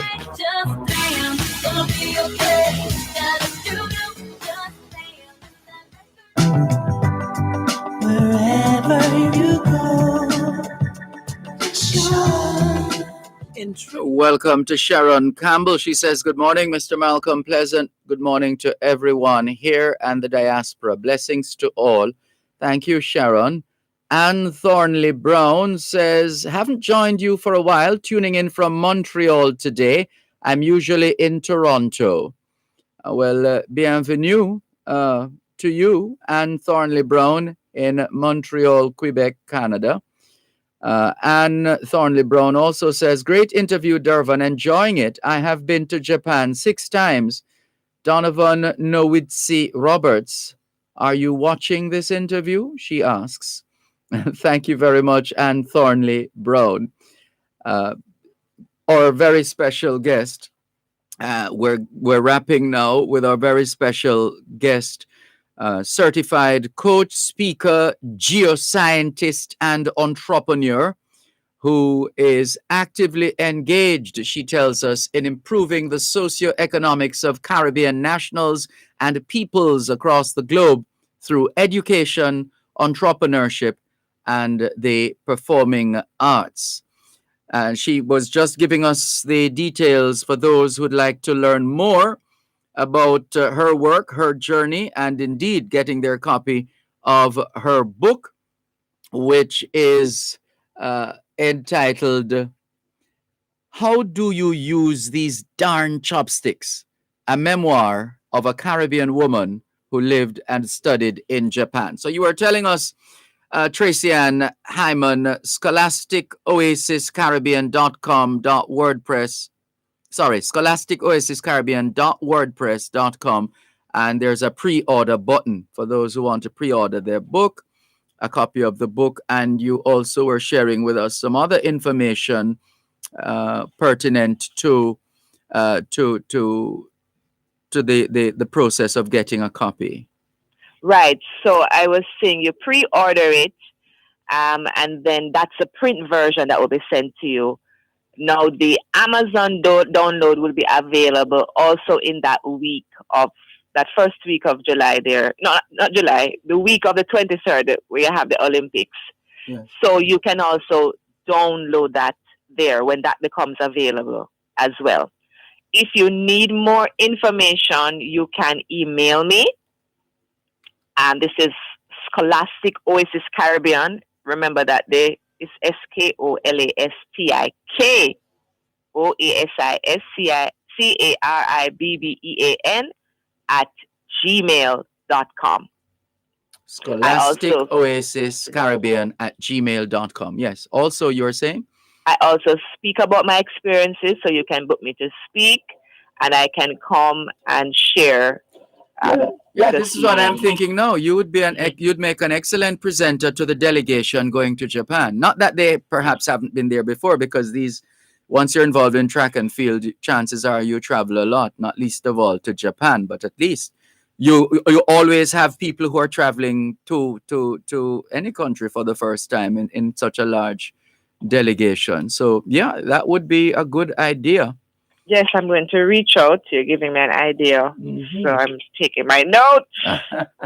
Well, we are going to take our leave of you right now as we wrap, but it's been a joy, and obviously our listeners have been enjoying our conversation here as well.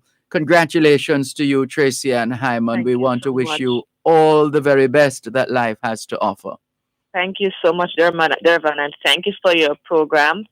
A special thanks to the Diaspora, because some of them have actually assisted in our business. I have to shout out the Vincent Hosang Family Foundation, who have assisted. So there are many of you out there. Feel free to contact me to assist with also improving the socioeconomics of our people. Very important going forward. Thank you. Well said. Well done. All the best. Tracy Ann Hyman, certified coach, PhD candidate. And we could go on. We did share with you some of the other areas of expertise. She's the author of the book, How Do You Use These Darn Chopsticks? A memoir of a Caribbean woman who lived and studied in Japan. We are moving from Japan now to Canada, because that's where Michelle Davis is standing by to speak with us. Michelle Davis is Director of Fundraising and the Walkathon lead for the 39th annual Walk Good Walkathon of the Jamaican Canadian Association. Hello, Michelle Davis. Good morning to you. How are you? I am wonderful, Dervan. Good morning to you. Good morning to your listeners, and good morning to Jamaica. Great to have you on board. This is the 39th. This has been going on forever. The 39th annual Walk Good Walkathon. That is correct. We are so proud of our history and being able to continue an event for this length of time. It started in 1982. 1982. I was hardly 7 years old in 1982.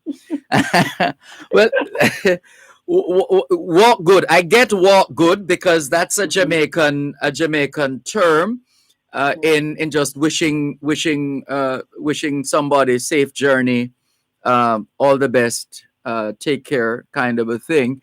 And so we get that. So it's the walk good walkathon. Now, normally you're physically on the walking a particular distance in a particular space.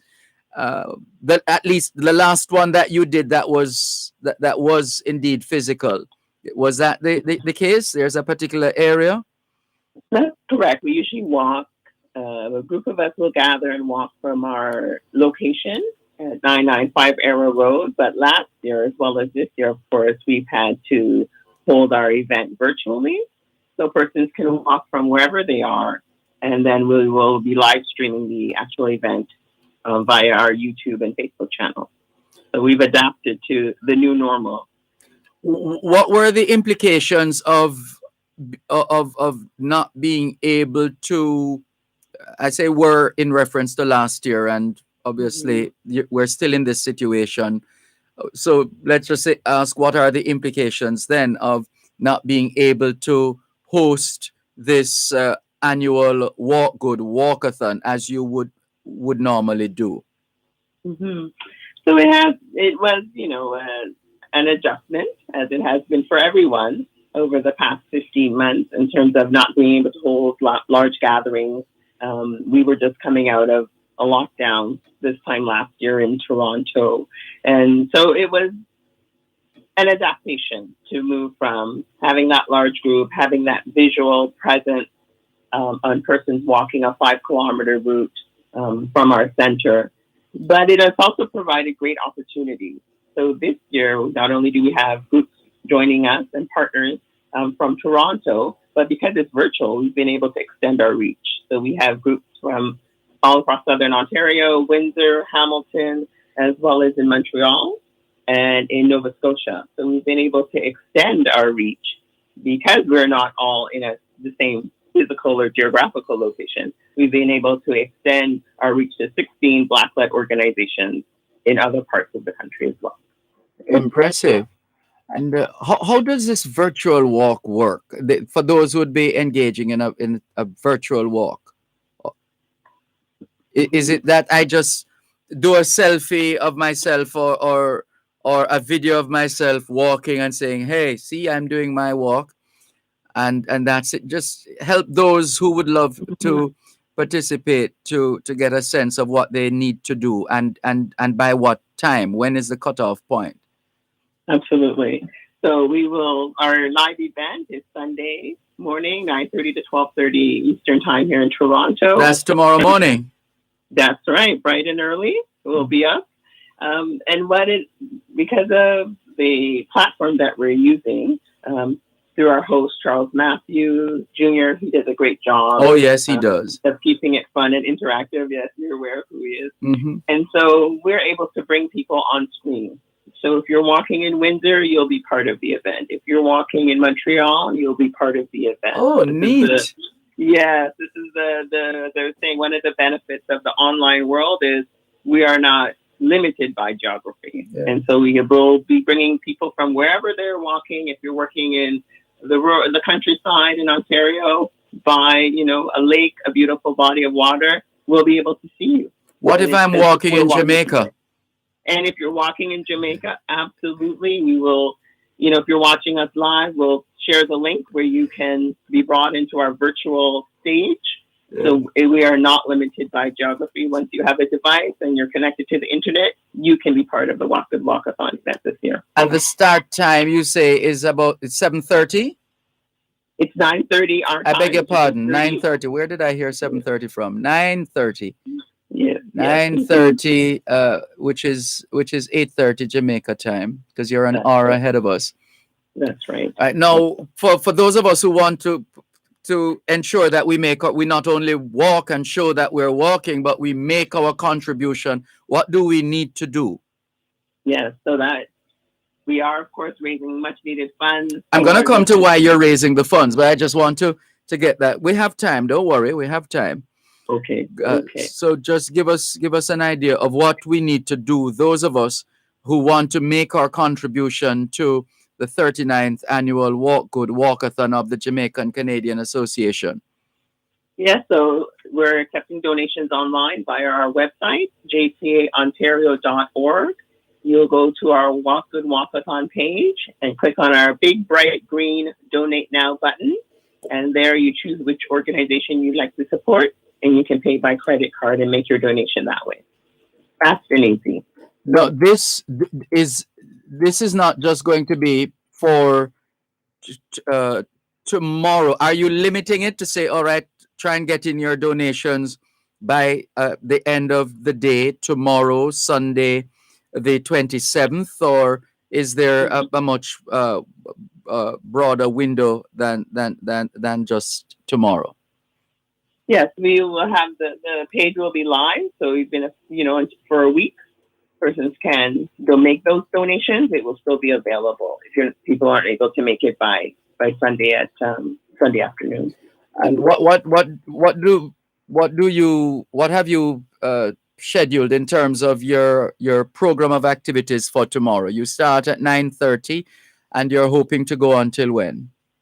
Until 12:30. 9:30 to 12:30. Hold it right there. We're going to take a break. When we come back, please help our listeners and potential participants in this fundraising walkathon to appreciate why it's important for them to make their contribution. Because after the break, you're going to tell us, please, about the purpose of this Jamaican Canadian Association 39th annual Walk Good Walkathon. Listeners, if you're just tuning in, our guest is Michelle Davis, Director of Fundraising, Walkathon Lead for the Jamaican Canadian Association's 39th annual Walk Good Walkathon. You're listening to Power 106 FM. The time is now 15 minutes to 8 o'clock in the morning here at Broadcast House 32 Lyndhurst Road, Kingston 5, St. Andrew, Jamaica, which means it's 8:45 a.m. in Toronto, Ontario, Canada.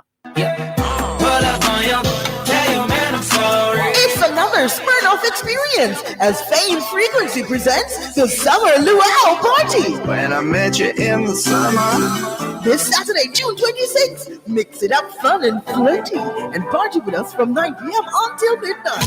The party around thousands of car lights. With musical mixes provided by DJ Kevin and DJ Franco from Fame FM, alongside Roderick Howell from Hits 92 FM. Roderick, you see? Show off your Smirnoff vodka mixes in our VIP Zoom Watch Yourself area as you party with host Talia. Live on Fame 95, Hits 92, and RETV. Online at One Spot Media and on Mixcloud at Fame Frequency. Fame Frequency, Smirnoff Experience, Summer Luau is powered by Smirnoff Vodka, the world's #1 vodka. You must be 18 years and older to drink. Drink responsibly.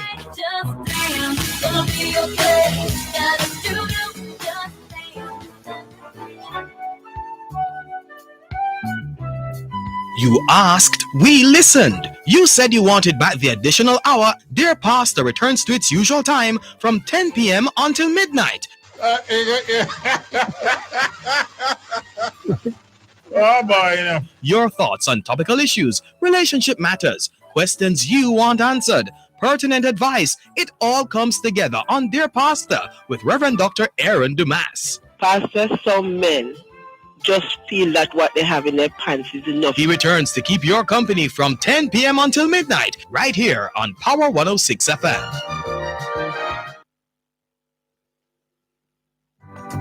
Wherever you go, shine. In tribute to Jamaicans in the diaspora, wherever you go, you shine. You make us proud. Despite our challenges at home, you never give up on us. Our sincere thanks. Wherever you go. Thanks a lot for staying with us here on the Jamaican Diaspora live online on Power 106 FM. I'm Dervan Malcolm. Let's pause to say hello to those who have joined us since the last time we checked quickly. Hello to Adoma Patterson, the president of the Jamaican Canadian Association. Good morning to you, and we accept your morning time greetings on behalf of our listeners. Paul Miles of the eponymous Paul Miles Foundation. Good morning to you too, and all the other Jamaicans and friends of Jamaica in Philadelphia. Good to have you on board, Paul Miles. All the very best. We've been giving you a preview of tomorrow's 39th annual Walk Good Walkathon of the Jamaican Canadian Association. And helping us in that regard is Michelle Davis. She's the Director of Fundraising, Walkathon Lead for the Jamaican Canadian Association. And we want your support. We need your support. And we're encouraging as many of us as possible that time of the morning I would have done my walk already, but I'll do my best to participate and support the experience, the event. And here's why we need to support the 39th annual Walk Good Walkathon. Michelle Davis, please tell us. So it is important to support us because the event encompasses 16 Black-led organizations from different parts of Canada. And as we know, the past 15 months... your volume has dropped a little. Could you help us? Give us a little more volume, please, and continue, please. So the past 15 months has been very, very difficult for everyone, and particularly for Black communities here in Canada. In Toronto, we comprise 13% of the population, but almost double that in terms of COVID cases. So the organization, we really need these funds to be able to meet the needs of our members and our communities. Yeah. We've had to adapt and provide new services, whether that's addressing food insecurity, housing, a number of issues that have been brought to light as a result of COVID-19. And so we're encouraging as many persons as possible to support by making a donation, by taking part in the walkathon, by spreading the word, sharing the news, so that we can continue to provide these services and continue to support our communities across Canada. How much will you be able to do within the COVID-19, in keeping with the COVID-19 protocols? Is it that you are still allowed, because we don't know what the arrangements are in Canada in terms of the protocol? Is it that you're still allowed up to a certain number, for example, in terms of gathering at any given space or time, which would allow you, for example, to set up an operation for your walkathon at your headquarters at 995 Arrow Road? Mm-hmm. So in Ontario, we're allowed to have groups of up to 10 meeting outside. So we still have to follow those public health guidelines. Mm-hmm. So we'll have just a small number of our committee members who will be walking from our center. And then we're encouraging everyone else to walk from wherever they are and then participate in the live event. So we can connect online, although we cannot, unfortunately, connect in person as we have in the past. Got you. Give us that the website. What's the website address that those potential participants and supporters need to know, so that they can demonstrate in a palpable way their commitment to the cause? Yeah, so our webpage is jcaontario.org. And then you'll see the Walk Good Walkathon event. Just click on that. You can watch online through our YouTube channel or Facebook channel, which you can also click on from our main webpage. And then if persons are wherever you're walking and you're posting anything on social media, just tag JCA Ontario. And we're using the hashtag JCA Walk Good. No doubt you still enjoy very good support from your team of volunteers, and they have been busy even in this COVID-19 time over these 15 months. I'm sure you'll tell me, haven't they? Oh, absolutely. We are so blessed at the Jamaican Canadian Association to have such ardent, active, involved volunteers. And in many ways, I don't think that we may be busier than we were before COVID, that, we're still doing our events. We've been able to pivot to online and continuing to serve and meet the needs. So even my mother says, JCA keeps me busy. I'm on a Zoom meeting at least once per week. As a retiree, she's to level up her computer skills. And it's been really, really wonderful because, of course, isolation and other issues have come to the fore. But being able to connect with our communities, with our volunteers, our members through these online means has been very important. Yeah. And they apart from contributing and participating and giving to this 39th annual Walk Good Walkathon. For those who are unable to participate or to contribute this time, surely the request, the needs remain, and in some instances the needs grow, and so there's always the option that once people go to jcaontario.org, they can hit that donate button in season or out of season. Walk good walkathon, or whatever is happening or not happening, the donation, it does help to keep the work of the Jamaican Canadian Association going, doesn't it? Absolutely, absolutely. We own our building, so we always have those building costs that we need to raise funds for. We have our Saturday morning tutorial program for young people. We are now supporting our international students. So we have that group, an amazing group of over 300 young people who are here studying in Canada, and being able to support them, the Caribbean Seniors Group. So we have many, many initiatives for which we need funds, not just today, but going forward. So we would be happy to connect with anyone. Please, sign up for our weekly e-newsletter to keep, informed of what's going on, because there's always lots of things going on. We have our Independence Celebration coming up in August, our scholarship program that we'll be awarding in September. So absolutely connect with us and join us in the work that we're doing. And what role will you be playing tomorrow? Will you have time to do any walking, or you'll be managing or administering the affairs of your team? Yeah, Dervan, you are so right. You understand what it takes to put on this kind of event. So I'll be up early doing my walk, because, as you said, I'll be helping to manage that behind the scenes work, ensuring our partners are on, that things are going smoothly. So I'll be overseeing that tomorrow. So once again, listeners, especially those of you in where it doesn't matter where you are in the world, quite frankly, based on the format of this year's 39th the 39th annual Walk Good Walkathon. So wherever in the world you are, you can be a part of it. You can be a part of the experience.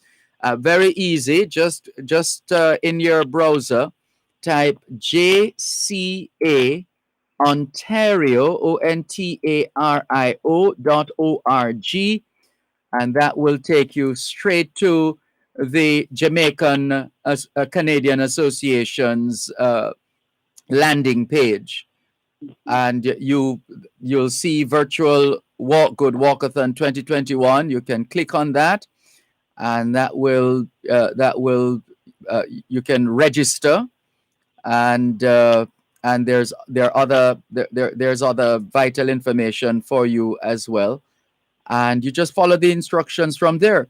But if you will be otherwise engaged, let's say you won't be able to participate, but you still want to make a contribution, just click that donate now button atop the page, the top right hand corner of the page, and you'll be good to go. And for those who'd like to become members of the Jamaican Canadian Association, Michelle, what I see you have a button on your website as well. They can click. That's the members login, but they would have to become a member first. Yes. Yeah. So you can, person, please contact us if you're interested in becoming a member. We have different categories of membership. So family, youth, seniors. We even have a lifetime membership that we provide to persons who've been members for 25 years and more. So yes, whatever way we can support you in order for you to support our work, send us an email. If you want more details, please feel free to do that. We're happy to connect. And we're also on social media. And that email address is info@jcaontario.org, correct? That's correct. And you are about to give us the social media points that people can go to find you. That's right. So we're at JCA Ontario on Facebook, on Twitter, on Instagram. We also have a YouTube channel, so you can find us on all these various platforms as well. And no doubt those platforms will come alive in more ways than one tomorrow morning, starting at 9:30 and going on till 12:30 in the afternoon Eastern time, right? That's correct. Yes. Excellent. Looking forward to the experience. Thank you so much for joining us on today's edition of the Jamaican Diaspora Live Online. Michelle Davis, well done to you and the team of the Jamaican Canadian Association. Thank you so much for having me. Thank you so much for your support. It's the least we can do. After all, you're the ones doing the heavy lifting. We're just happy to be able to share your work with Jamaica and the rest of the world. Well done. All the best. You as well. Thank you again. Sure. Anytime. Michelle Davis, Director of Fundraising and the Walkathon lead for the 39th annual Walk Good Walkathon organized by the Jamaican Canadian Association in Toronto, Ontario, Canada. You're listening to Power 106 FM. The time is now 8 o'clock. If you're a farmer or a fisher folk, this one's for you. Sagicor AgriCare Plan. With AgriCare Plan, you can get affordable insurance coverage for you and your family. Life insurance, critical illness coverage, and health insurance for as little as $3,900 every 3 months. Visit your nearest RADA or Fisheries office or text AgriCare to 876-322-2384 to apply. Farmers and fisher folk, get the insurance coverage your family deserves today with Sagicor AgriCare Plan.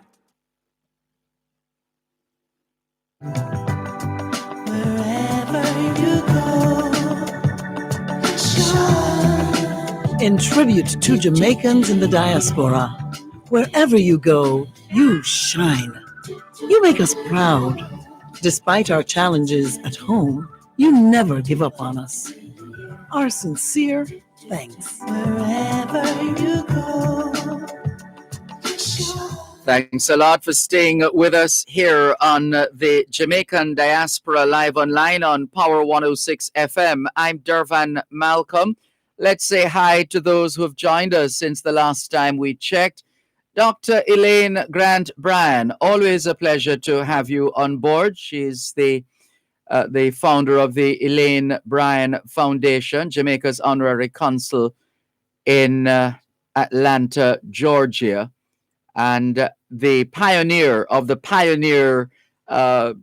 salute to our pioneers in the state of Georgia. She started that program, and we have no doubt it will continue, among all the other things that she does. Well done, Dr. Elaine Grant Bryan. Anne Thornley Brown says, you sound so sophisticated when you say COVID-19 protocols, but then you always sound sophisticated. You're too kind, Anne Thornley Brown. Thank you very much. Grace Shim says, good morning, Mr. Malcolm. Greetings from the sunny Florida West Coast. Greetings to you too, Grace Shim. Start the day with a good run and a prayer for those with needs today. Sound words of advice there. Thank you very much. And President Adoma Patterson, president of the Jamaican Canadian Association, says, big thanks to Michelle Davis for a terrific job organizing our JCA Walkathon or JCA Walk Good Walkathon, jcaontario.org. Dr. Trevor Dixon, founder of Jaja Foundation, Jamaicans Abroad, helping Jamaicans at home, greets us. Welcome, Dr. Dixon. How are you? And Adoma Patterson says, thank you, Dervan, for highlighting our Walk Good Walkathon. We appreciate you always.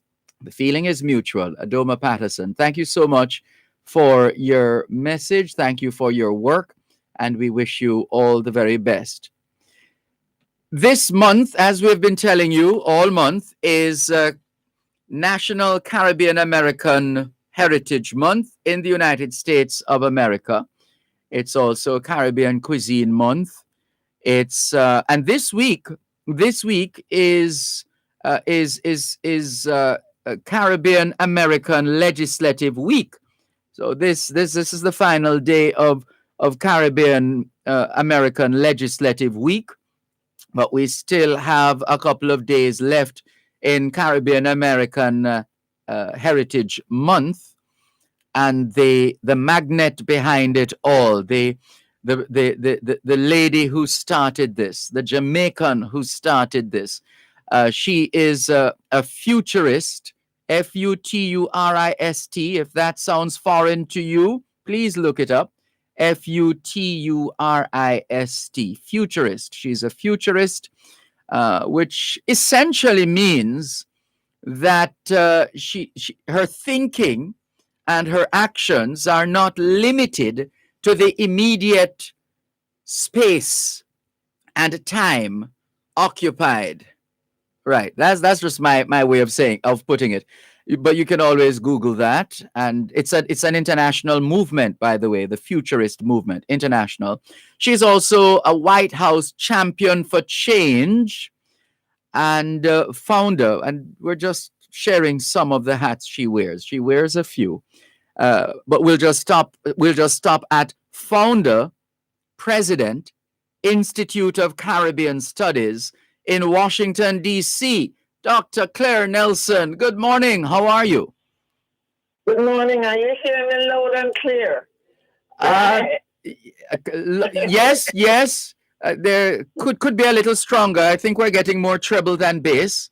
Maybe a little balance, but we'll work with that. Okay, how is this? Much better. Thank you. All right. Thank you so much, Dr. Nelson. We never ever want our children listening, and just even if they're grown children, doesn't matter, to forget the history, where we're coming from, which is why we always like to ask you, Dr. Nelson, to remind us of how the great United States of America got to the point where they have designated the month of June as Caribbean American Heritage Month. God's grace, and a lot of hard work and allies who are Americans who really have opened their arms to this notion of a multicultural Black America. That's what they saw. They saw Caribbean people as part of Black America and wanting to, support. So I have to give thank you to Jenny Roscoe, who nobody knows, but she actually worked in the Clinton White House as the African American Outreach Director, and so was the first person who supported my full entry, so to speak, to give me a seat at the table. I have to admit that at the time, there was one other Jamaican that I know of who was actually working in the Clinton White House. And funny enough, she was working in the Clinton Initiative on Race. Most people will not know or remember that back in the 90s, I guess, there's a Clinton Initiative on Race, and there's a Jamaican who was chief of staff to the program. So there's another person that just by being there and saying, yeah, man, I know Claire, quote unquote, you know what I mean? You know how it is. It gives people comfort, and they know that this is not a crazy person they're talking to. And the second person, and the most important person, I would say, that put legs on this thing is Congresswoman Barbara Lee. But then again, I must also give credit to Congresswoman Donna Christensen from U.S. Virgin Islands, who back in 1999 helped us to organize the first ever forum on Capitol Hill. It was 1999. We had our first White House event in 1999 and our first forum in 1999. And it's upon that foundation that when we started declaring June Caribbean American Heritage Month, for me, it was based on a question that Ms. Roscoe had asked, how come you all don't have a month like the Hispanics? I can help you do it. That's what kind of drove me to believe, oh my God, this is really possible. Not just a quiet, silent. You know, you have these ideas, but it's in your head and you don't talk about it for fear of being afraid, foolish, or being feeling like I'm reaching. You know, people say, oh, you overreach yourself. So she was the person that kind of made me feel it was possible and not overreach it. I have to really give her credit. I'd also like to give another Jamaican some credit as well, because at the time she was thinking of having this Caribbean Heritage Month in D.C. and doing it alongside the D.C. Carnival. And so when she called me and said, "Hey, I'd like your help," I said, "Well, I'm already, you notice, I'm already doing it." And she said, "Well, why don't we join forces?" And I have to tell them, I'm saying this because I want people to understand that leadership requires for you to sometimes soothe the savage beast of possession, or soothe the savage beast of "I must be first and the only one," that sometimes arises in all of us. I mean, I'm not going to pretend that I am some superhuman that don't have emotions that are like, you would want to tend to. No, you can't have it. It's mine. It's mine. It's mine. But luckily, God's grace prevailed and said, "Yeah, idiot." And so I said, "Okay, I will help you do what you're doing in DC, because God should know, wait a minute, you have to start somewhere, right?" And so I said, but I'm doing the national. You can do DC. And so that's exactly what happened. She tried to do it in DC. It wasn't quite successful. But what I did, I basically started putting up my flyer saying, "June is National Caribbean American Heritage Month." And then a Bahamian American young lady who worked in Congressman Barbara Lee came to one of the events we were doing, which is a film festival, and said, "Don't tell anybody because my boss wants to do this, but she wants to do Caribbean American Heritage Month. Can you help us?" I'm like, "Is the Pope Catholic?" "Of course, that's what I'm looking for." And so when I came back from holiday, she said, "Show me the secrecy." I couldn't talk about it. When I came back from Jamaica, it was on my mind the whole Christmas holiday. When I came back from Jamaica, first person I called was, I said, "I'm back." I said, "Okay, I'm coming over to your house." She came over to my house, and I got my first lesson in how to write language for a bill. And Jamila Thompson, who ended up being the chief of staff to John Lewis. You see how things are. This was her first job on the great John Lewis. Right, she ended up being the chief of staff for John Lewis. Yes. Jamila Thompson, this was her first job on the Hill, so she wanted to, do something. And so she and I wrote the bill on my dining table, and the language was put forward, and that was in 2004. So when it was put forward in 2004, it didn't fly. We got a couple of people to co-sign, and so Congress dissolved, and we had a new Congress in 2005, and of course, it was re-entered, and and so then we got more people sign on, and we were able to get it signed in the House in June of 2005. Then, of course, the search was on how to get the House, the Senate side, right? Yes. And so on the Senate side, I think Congressman Barbara Lee, I don't know if it's Shirley Chisholm, Duppy, whisper in her ear, because she was doing this because she considered Shirley Chisholm her godmother, her spiritual godmother, because it was Shirley Chisholm that gave her first job on the Hill, and it was Shirley Chisholm whose leadership she wished to emulate, and she wanted to do this for Shirley Chisholm's people, right? And so she had a whisper in her ear and they say, "Give it to Chuck Schumer from New York." Chuck Schumer from New York took a resolution and entered it in at the same time. I don't know how this happened again, God's grace, that the Arabs were looking to have Arab American Heritage Month, and the Jews were looking to have Jewish American Heritage Month. So lo and behold, all three of them went through, bam, approved by the Senate. February 14th, 2006, I got a phone call. I never had no hot dates, my friends, no hot dates. I was sitting down in my office. I knew my husband was going to be taking me out. So I was in my office at 8 o'clock at night, and I got a phone call from Jamila. "Dr. Nelson, guess what? The Senate passed the bill." I'm like, "Yay!"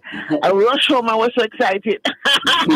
It was so exciting. And then, long story short, I must say one more thing. Yes. Then onto the White House, big argument, big fight. It was the Bush White House. They didn't want to do it. Phone calls coming in. This gentleman from Florida called and harassed the White House every single day. But we also had a mole inside the White House. There was a Jamaican gentleman called Clive Tony Powell that had worked in the White House as the chief of staff for food security. The Navy, the Navy is the arm of the arm of the services, military services, that is responsible for the personal, let's say, personal service to the president outside of the Secret Service, right? Oh. So it's the Navy who dresses the president, the Navy who has the food security for the president. They travel with him to make sure the food is in the kitchens, inspects all the kitchens, watch when they're making the food. All of that stuff is what goes about. Clive Tony Powell was the person in charge of that at the White House. No, he doesn't sound like he's a Jamaican because he came in when he was 3. But he had known me from the Clinton years, 1999. So, of course, he went to bat. I said, no, you got to treat my sister good, man. I'm Jamaican, man. I'm Jamaican. You know? Hold you know, on. I mean, no, Finish the story after the break, country. please. Finish the story after the break. Our special guest at this time, Dr. Claire Nelson, founder and president of the Institute of Caribbean Studies in Washington, D.C., giving us, reminding those of us who know, enlightening those of us who don't, of how Caribbean American Heritage Month came about in the great United States of America. More in a moment. Ideal Finance Corporation, 17 Ripon Road, Kingston 5, offers competitive interest rates on your investments and attractive foreign exchange rates. Call 960-639024. The time by Ideal Finance is 8:15. If you're a farmer or a fisher folk, this one's for you. Sagicor AgriCare Plan. With AgriCare Plan, you can get affordable insurance coverage for you and your family. Life insurance, critical illness coverage, and health insurance for as little as $3,900 every 3 months. Visit your nearest RADA or Fisheries office or text AgriCare to 876-322-2384 to apply. Farmers and fisher folk, get the insurance coverage your family deserves today with Sagicor AgriCare Plan. It's another Smirnoff experience as Fame Frequency presents the Summer Luau Party. When I met you in the summer. This Saturday, June 26th, mix it up fun and flirty and party with us from 9 p.m. until midnight. The party around thousands of car light. With musical mixes provided by DJ Kevin and DJ Franco from Fame FM, alongside Roderick Howell from Hits 92 FM. Roderick, you see. Show off your Smirnoff vodka mixes in our VIP Zoom Watch Yourself area as you party with host Talia. Live on Fame 95, Hits 92, and RETV. Online at One Spot Media and on Mixcloud at Fame Frequency. Fame Frequency, Smirnoff Experience, Summer Luau is powered by Smirnoff Vodka, the world's #1 vodka. You must be 18 years and older to drink. Drink responsibly.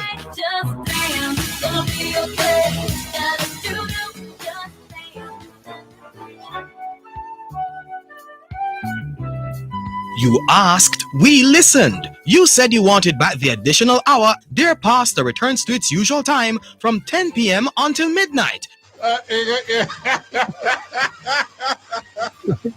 Oh boy, Your thoughts on topical issues, relationship matters, questions you want answered, pertinent advice. It all comes together on Dear Pastor with Reverend Dr. Aaron Dumas. Pastor, some men just feel that what they have in their pants is enough. He returns to keep your company from 10 p.m. until midnight, right here on Power 106 FM.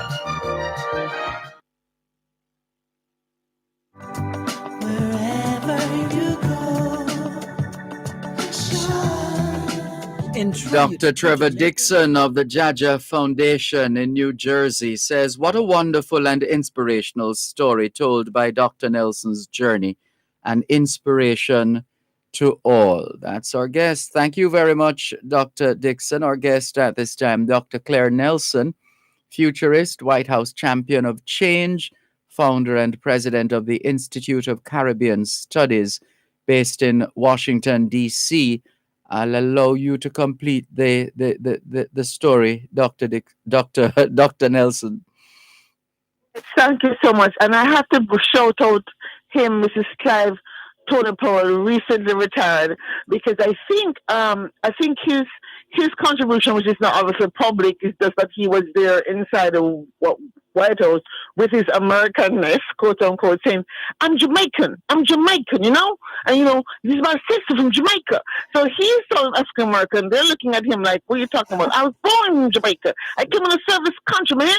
You know, and so, you know, it really was for me a moment of joy. As a thank you, God. Suppose he wasn't here. Suppose he wasn't proud of being who he was. Suppose we didn't have that person there who maybe nobody knew before then, right? That he was Jamaican, because for all intents and purposes, they thought he was a regular African American. But once the opportunity came for him to shine his light on his heritage, there he was in support. And so, with all that pressure, that is how come it wasn't signed on June the 1st or May the 31st. It was signed on June the 5th. It took time to get it done. But once it was done, it was, you know, we got the proclamation, we got reception inside the White House, we got the things that we wanted because he was there to kind of open the door from the inside, working with the staff to make sure we could bring in food from outside, all this, and having also giving them recipes to try and cook stuff. I would have to say the Bush White House, once they decided to do it, they were welcoming. They really were. So I don't want people to think that, you know, it was we felt awkward in there. Once they decided to do it, we felt welcomed. And so those are the people I have to give a shout out to. And I have to say another reason why this is important to mention, Tony, because there is a big fight after that. Well, why you put American in there? We're not American. I said, but my people, your children are born here. You're over here, you're working. So I have to write a piece about that. I mean, some people, up to now, some people refuse to call it Caribbean American Heritage Month. It's just Caribbean Heritage Month. I don't care as long as they celebrate it, right? Officially, it's Caribbean American Heritage Month because we want to talk about the contributions that Caribbean people make to America. It's different from Caribbean Heritage Month where we're focused on Caribbean history, right?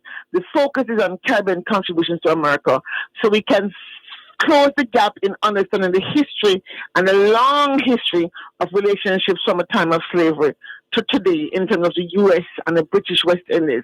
And this is especially important because, of course, of people of color, our immigration status somehow seems to have a lesser value than immigrants from, you know, from Norway and those places.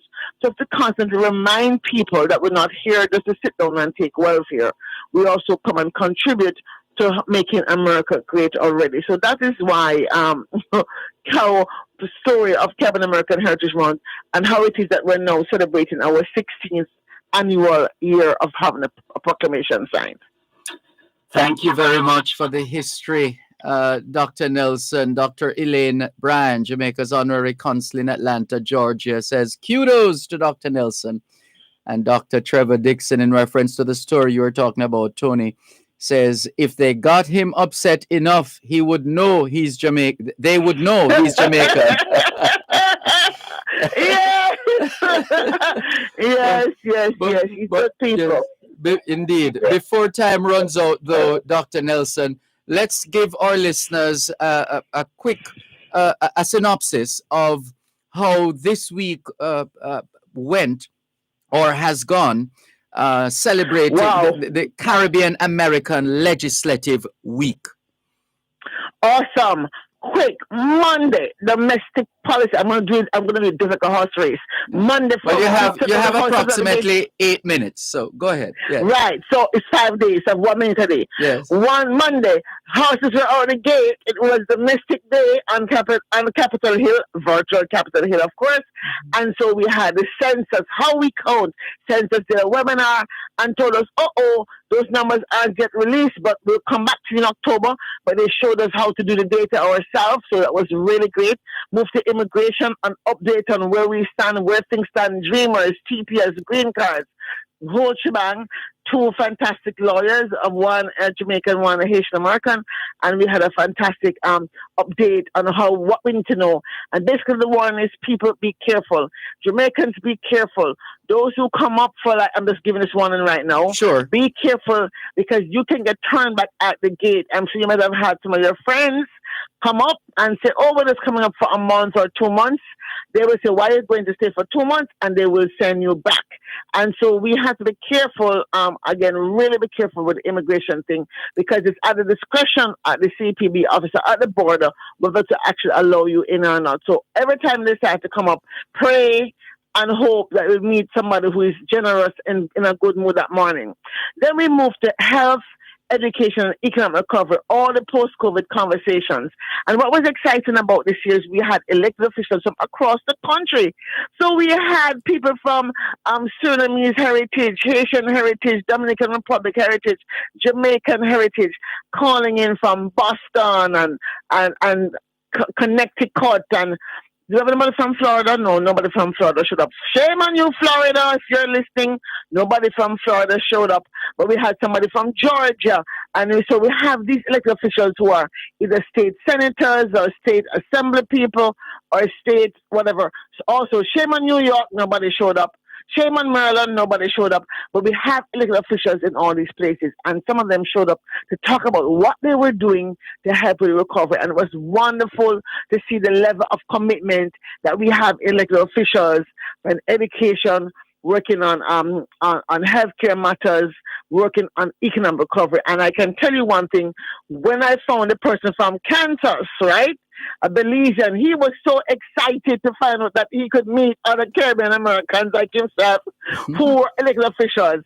We have gotten the green light to bring them together in a more formal Caribbean American elected officials advisory board for ICS. So that's win number one. Race number 2, Tuesday, we set off with the first day of foreign policy agenda, and we start with diplomacy. And we broke it into 3 sessions. We talked about overall diplomacy. Most important thing we put on the table was the issue about the Caribbean as a zone of peace. This is important because you may not know, but there have been gunboats floating around on the outer rim with Venezuela, worried about the oil in Guyana. And as we know, Venezuela is aligned with, other countries, that Iran, Russia, and China. And so we don't want it to be like a proxy war started in the Caribbean because of, big men can't sit down and work out their problems. So we started putting on the table that the Caribbean should and must remain a zone of peace. And we're looking to find allies in Congress. So this will go into our document now, in the diplomacy section. And we're going to use that to agitate. So great. From that, we move to security. And in fact, today is trafficking day. So if you are free and are able, please go to what is it now? What's the link to order the site? I think you can go to celebratejune.org, and there's a link there to register for the events we're putting on today on human trafficking. We found out that human trafficking is a major issue in the Caribbean region. 342 routes, and Jamaica is no exception. So unfortunate. I mean, Betty and Blaine was a powerful speaker from Jamaica, and we had Captain Berry, I believe, or Superintendent Berry, who works on this issue, speaking to us. And of course, we got new information about how we might improve on what we're putting in our advocacy document to go before Congress to agitate for support to these issues. We talked about corruption. Well, not many people wanted to talk about corruption, but we're proud of the work being done by Trevor Monroe and others of like ilk. And so we wanted to put that on the table because, their budget was cut. So we have to get them some budget to deal with corruption in high places, from Guyana in the south to Belize, and not passing over Jamaica. We have our fair share of corruption in high places. So that was Monday. So we feel we got some wins there by the left there. We were depressed, quite frankly, after hearing all the crime statistics and the violence and corruption and the cybersecurity challenges. But we left feeling, there is hope. If we come together, band together, we can get something done. Next thing we worked on was Wednesday was education health. Also some wins, big win, especially in healthcare, is that there's a woman in Dominica who has talking about a pill for COVID. She's working on it and she's trying to get it into the market. Of course, she needs help. So we want to put it on the table because we know that even in Jamaica, we have people like Dr. Gordon and others working on the cannabis pill curative. And we are upset that there's no money being made for poor countries, and we want to open the door. And I know the US is now talking about a pill for COVID. Why? Because viruses mutate. The vaccine doesn't last. So therefore, they have to have a second point of weapon to protect, quote unquote, against this disease. Thursday, we go to prosperity and energy. Fantastic wins. Renewable energy is back. So we're going to get some more funding in that. And we went into trade and investment. And Jamaica's own David Mullings was there to talk about what he's trying to do to get the diaspora and friends of Jamaica to invest in Jamaica and Caribbean and his dream for an impact investment fund, which of course we were jumping all over because we want to see fund into agriculture and nobody wants to fund agriculture. That's our pet topic. So we're happy about that. We also had Terry Turner Jones from the IDB office in Jamaica, and it was all about the IDB where I used to work. Full disclosure, because Gerard Johnson, also former IDB person, was in the house. Great. Next day. Oh, and Jerry Butler also spoke, another IDB person. See, it's good to keep friends. Good friends better than money, they say. So Friday we went to Blue Economy, Agriculture, and Disaster Resilience. Wonderful day. Let me tell you, it ended with Dr. Carla Barnett, the incoming Secretary General of CARICOM. Wow, we are excited. Give us the ending right after this break. Let's take this break and come back and wrap with Dr. Claire Nelson, founder and president of the Institute of Caribbean Studies, giving us a quick roundup of this week, Caribbean American Legislative Week. You contribute directly to Jamaica's national development when you pay your customs duties. Let's all do our part in keeping the wheels of our economy turning. The time by the Jamaica Customs Agency is 8:30. Warning, when there is a hurricane warning, button down, tie down, everything. Lift appliances and furniture off the ground and secure your valuable items. If you want a boat, secure it on land and turn on your yard. If you a fisherman, make sure you turn off every breaker. And before you sleep, turn off your generator. Flooding, that is a real danger. If you live a gully bank, riverbank or low line area. If you see flood waters are rising, get out. Heed the warning. If your land starts slipping and sliding, get out. Heed the warning. Hurricanes gonna happen, so be prepared. A message from the Office of Disaster Preparedness and Emergency Management. The Ministry of Health and Wellness wishes to advise the public that there will be no vaccination this weekend, Saturday and Sunday, June 26 and 27. Vaccination will continue during the week of Monday, June 28 to Friday, July 2 for persons 50 years and older who are due their second dose and who are closest to the 12-week mark after their first dose. The Ministry of Health and Wellness thanks the public for their cooperation. Join us for 4 days of unprecedented live and unremitting coverage of the J3 National Championships, all on www.onespotmedia.com pay-per-view. Thursday, June 24th to Sunday, June 27th, 2021. Sign up now to watch the National Championships on www.onespotmedia.com as our outstanding athletes vie for a spot on our journey to the Olympics. Sign up now and gain access to the season pass for only US $6.99 or day passes for US $3.99. Simply log into One Spot Media, select the pay-per-view tab, and buy your ticket. You may also download the One Spot Media app and watch on the go. Purchase your pay-per-view tickets today.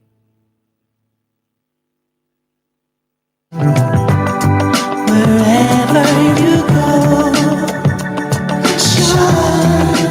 in tribute. Wrapping our conversation with Dr. Claire Nelson, futurist, White House champion of change, founder and president of the Institute of Caribbean Studies in Washington, D.C. She has given us the history of and her role in bringing to fruition the designation of the month of June as Caribbean American Heritage Month in the United States of America. She has also been giving us a summary of this week's activities to mark Caribbean American Legislative Week. And I believe you were on the last day, which would have been yesterday, the last session. Yes, just to say that Dr. Carla Barnett, the incoming Secretary General of CARICOM, closed us out with a wonderful introduction to her vision for CARICOM under her watch. And we're excited, the first woman, we're excited that we are one of the groups that she wants to reach out to as stakeholders, the diaspora. So we have a really great future ahead of us, I think, if we stick together. That proverb that says, sticks in a bone cannot break. We want to work with a lot with civil society. So anybody who who wants to work with the diaspora, civil society, and advocacy around things like corruption and development, please, Dervan knows how to find us. If you can't find us directly, reach out to Dervan. He'll put you in touch with us. And let's see if we can get this show on the road. COVID has come to, quote unquote, give us a new opportunity. And as a mother of Caribbean American Heritage Month, I've been called and I accept it. With me and all the other doulas and midwives, etc., that have to make things happen across this country. People in Florida, people in Kansas, people in Rhode Island, people doing stuff, trying to find room. I think we can really find a way to use the springboard of the advocacy platform we have created to help Jamaica and indeed the entire Caribbean to grow stronger with the work we're doing with State Department and the Congress. Well done, Dr. Nelson. Always a pleasure to have you join us on the Jamaican Diaspora Live Online. We can't thank you enough for your service to Jamaica, the region, and indeed the world. We'll talk again soon. All the best. All the best. Thank you. Pleasure. Take care. Dr. Claire A. Nelson, futurist, White House champion of change, founder and president of the Institute of Caribbean Studies in Washington, D.C., and essentially the mother of Caribbean American Heritage Month. Had to be a Jamaican. Speaking of which, here's a story. Chicago to rename Lakeshore Drive for Pioneer du Sable. The Chicago City Council yesterday passed an ordinance to change the name of Outer Lakeshore Drive to honor Jean-Baptiste Point du Sable. That's Jean Baptiste, Baptiste, Point, Point, du Sable, Dusable. Jean-Baptiste Point du Sable. Du Sable, the city, Chicago's black founder, the city of Chicago's, the Chicago City. Yes, you heard right. The black founder of the city of Chicago, who arrived in Chicago in 1790 and is regarded as likely the first permanent non-Native American settler of that area. Why are we telling you this? Well, because it is noteworthy, and also because a Jamaican has been at the forefront of this effort. He is, apart from being founder and president, Martin's International, Martin's Cultural, etc., he's also chairman of Black Heroes Matter Coalition. Let's just give a listen first to a video message that he has sent out after victory yesterday in seeing to the renaming of Lakeshore Drive in Chicago to Jean-Baptiste Point du Sable Lakeshore. Let's listen to Jamaica's own Ephraim Martin on this subject. Before we bring him in on the phone, listen to this. Hold on. Here we go. Thanks to the people of Chicago, we have won. Thanks to Alderman Moore, Alderwoman King, and of course the City Council, we have won. This is history in the making. This is history. This is historic. For the first time in 240 years, the founding father of Chicago has been given a proper recognition. And it's only one of many that we're asking for. But today, the City Council voted 33 to 15 to make Lakeshore Drive, the iconic Lakeshore Drive, the Jean-Baptiste Point du Sable Lakeshore Drive. What a victory. This is unbelievable. When we started, most people didn't believe it would be possible. But thanks to our team, the Black Heroes Matter Coalition, so many to call I can't call right now. But when you go to blackheroesmatter.org, you can see our team members and all those who have contributed to help us to make it possible. I want you to know that there are people today around the world who did not know, millions of people who did not know that Chicago was founded by a black man from the Caribbean, the country of Haiti. In 1779, he founded this great city now called Chicago. But by virtue of the color of his skin, he was denied all his respect. In July of last year, we had our first rally, march, or demonstration, if you will. And we're calling for a city holiday for the Sabbath, a major monument, no less than 25 foot, and of course, for Lakeshore Drive, iconic Lakeshore Drive, to be renamed the Saba Drive. And today, I'm pleased to say it's now a reality. Jean-Baptiste Point de Saba Lakeshore Drive is a reality. When you come to Chicago, and when you drive on Lakeshore Drive, remember the Black Heroes Matter. Remember Alderman Moore and Alderwoman King, and all those council members who have helped to make it possible and to make this a reality. Thanks to all the donors who have contributed on our GoFundMe. The game is not over as yet. This campaign is not over as yet. It's only the beginning. So I encourage each and everyone to go to our website, blackheroesmatter.org, and make sure you click on the GoFundMe to make a contribution. Or you can go to GoFundMe.com and enter the Saba Chicago to contribute to our cause. Because this is not over. It's going to be going on and on and on. Currently, we're planning for a celebration to drive the route of the Saba Drive, and that will be on the 3rd of July, starting from noon time. We will gather inside of Grant Park by Jackson and Columbus, and then we'll hit the road to drive the journey of the Saba Drive. So again, I want to thank each and everyone, the faithful callers. I must have to mention some because every day they're there. Tremel Williams, we call him Mello. Marilyn Mays, Shelvin All, and Elaine Dufan. Of course, Elsie Hernandez, and a host of other people like Minister Saxton, Minister Taylor, Callum, Joel, just to name a few. Olive, we have to thank you. You are the person from the African Chamber of Commerce who coordinate all the African community to make it possible. And we want to say a very special thanks. Please, at a later date, we'll give you more information on all of our people who have contributed and helped to make it possible. But visit our website to make sure you pay attention to all these people who are on our list. Thank you very much.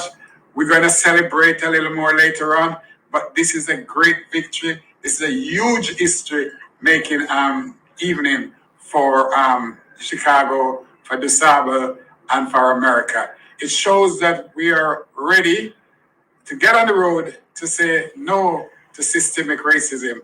Thank you all. We love you and see you soon. That's Jamaica's own Ephraim Martin, founder and president, Martin's International, Martin's Cultural, chairman of Black Heroes Matter Coalition, and the driver behind the renaming of Lakeshore Drive in Chicago to now Jean-Baptiste Point du Sable Lakeshore. Ephraim Martin joins us now live. Congratulations to you and your team of volunteers and activists and agitators. Ephraim Martin, welcome. Indeed, it's always a pleasure speaking to you. And we want to thank all the media in Jamaica and the Caribbean and Africa that have really put the pressure and the administration and the council members and others to make it possible. Let me say, some people may have known that since 1779, when Jean-Baptiste Pont de Saba started this city, he was never given any kind of respect, the proper respect he needed.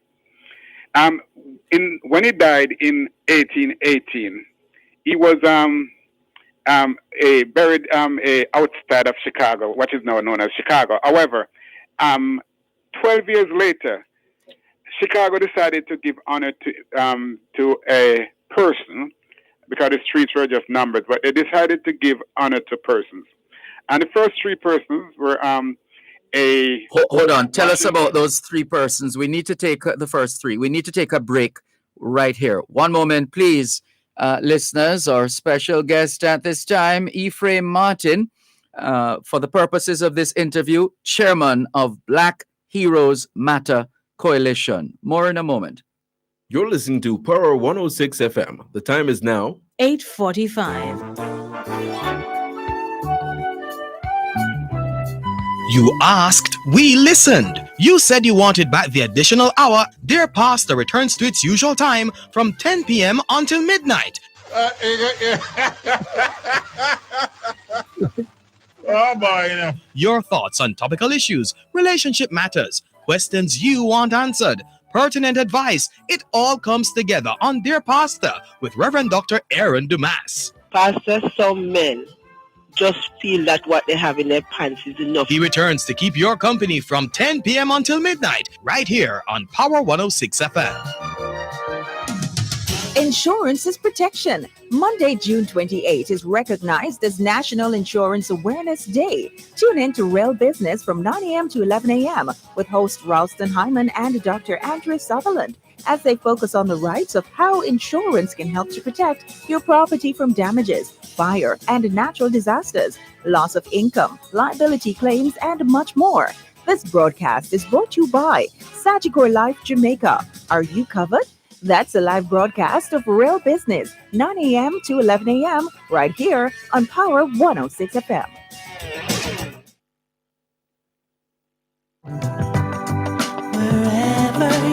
Thanks a lot for staying with us here on the Jamaican Diaspora live online on Power 106 FM. Our guest is Ephraim Martin, founder, president of Martin's International and Martin's Cultural. He is the chairman of Black Heroes Matter Coalition, a coalition successful yesterday in prevailing upon the authorities in the city of Chicago to rename Lakeshore Drive as Jean-Baptiste Point du Sable Lakeshore. And that is cause for celebration. You are about to list three people, Ephraim Martin, just before we took the break. Saying, in 1830, when they decided to give streets to individuals, the first streets were given in the name of Washington, Jefferson, and of course the person who de Saba sold his property to, John Kedzie, who happens to be a murderer. And de Saba was overlooked because, of course, he was black, and that was not allowed, although it was his land. Now, later on in 1927, again, they tried to give street, the one we're talking about now, as Lakeshore Drive. It was time for de Saba to get it. Well, people tried to push the street in the name of de Saba, but again, he was denied. He was black. So it was given in the name of Richard Erickson, rather, Leif Erickson, someone who came to America, not Chicago, because Chicago was not existed then in the year 1000 AD.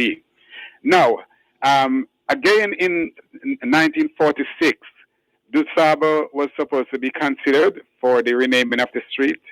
They instead named it Lakeshore Drive, and de Saba was overlooked. So for over 100 years, people have been pushing to give him his respect, and he was never able to get anything. In 1935, there was a serious push to get some recognition for him, and so the community was able to get a school in the name of his honor. And over the years, nothing for him. Come again in the 1960s, a private museum, African museum, decided to call the name the Saba Museum. So he got that. I was there in 2009 with a donor who decided that since the city won't respect him, they would give him a bus, a little 2-foot, bus that along Michigan Avenue. But after that, there was just nothing, and we have been calling and calling, and the city always complained that funding and all these things, yet they were able to find funds for a lot of things. Now, we, following the death of George Floyd last year, we decided that enough was enough, and we weren't going to take it any longer. So I called upon a few people, few organizations. First, I called the radio station, the only black radio station, and they said, listen, if you're going to do that, we are on with you 100%. So from there, we call other congresspersons and the president of the Cook County, among others. These are people who always be coming to our festival each year. So it was kind of easy to get them to join on as a coalition member. And then we later on grew to, after about 25, we start members, we decided to do the march and rally. And then that was July 4th of last year. And we have been consistent ever since that time, calling on the city every week, giving statements, giving speeches every week in the city council. Of course, they were tired of us for a while. Nonetheless, we were able to prevail. From October, they've been pushing off the vote. We won the vote in the Transportation Council about 2 months ago. At the time, before we won that, we were getting ready for Jamaica for the International Reggae and World Music Awards. And suddenly they knew the date we were doing the award. And suddenly they just changed it for 2 days before the awards for the vote. And that's one of the reasons we had to postpone the awards for a couple of weeks later to make sure that this vote would have gone through. So we got the vote there. But then the mayor stopped under pressure from the donors and the white the white community on the North Shore, the Lake Shore. She changed her mind. Now, when we spoke with the mayor, when I called on the mayor in December of last year, and I brought 56 of our coalition members to the meeting, she didn't know about the Saba. She's the mayor, but she said she did not know all the history about what we're talking about. And because she was born in another state. Nonetheless, by October 1st, she named on CNN and all the national stations, she named the Saba as her #1 hero. And she told me then that she's with us all the way. But suddenly, she changed under pressure.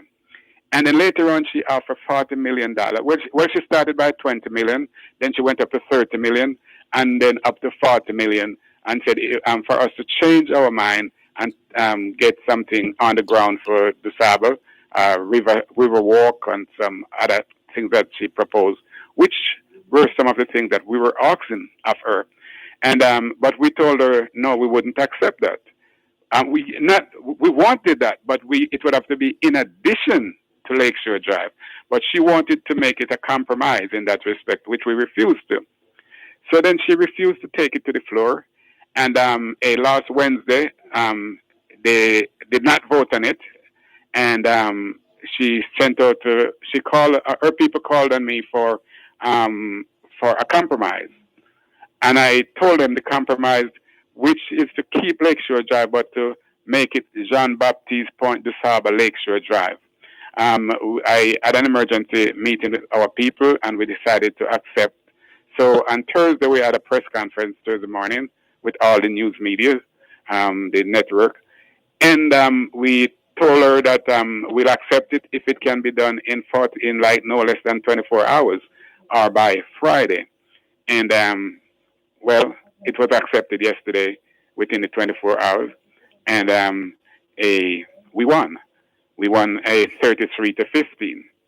On all 15, except for one Latino, all of those members were all white members.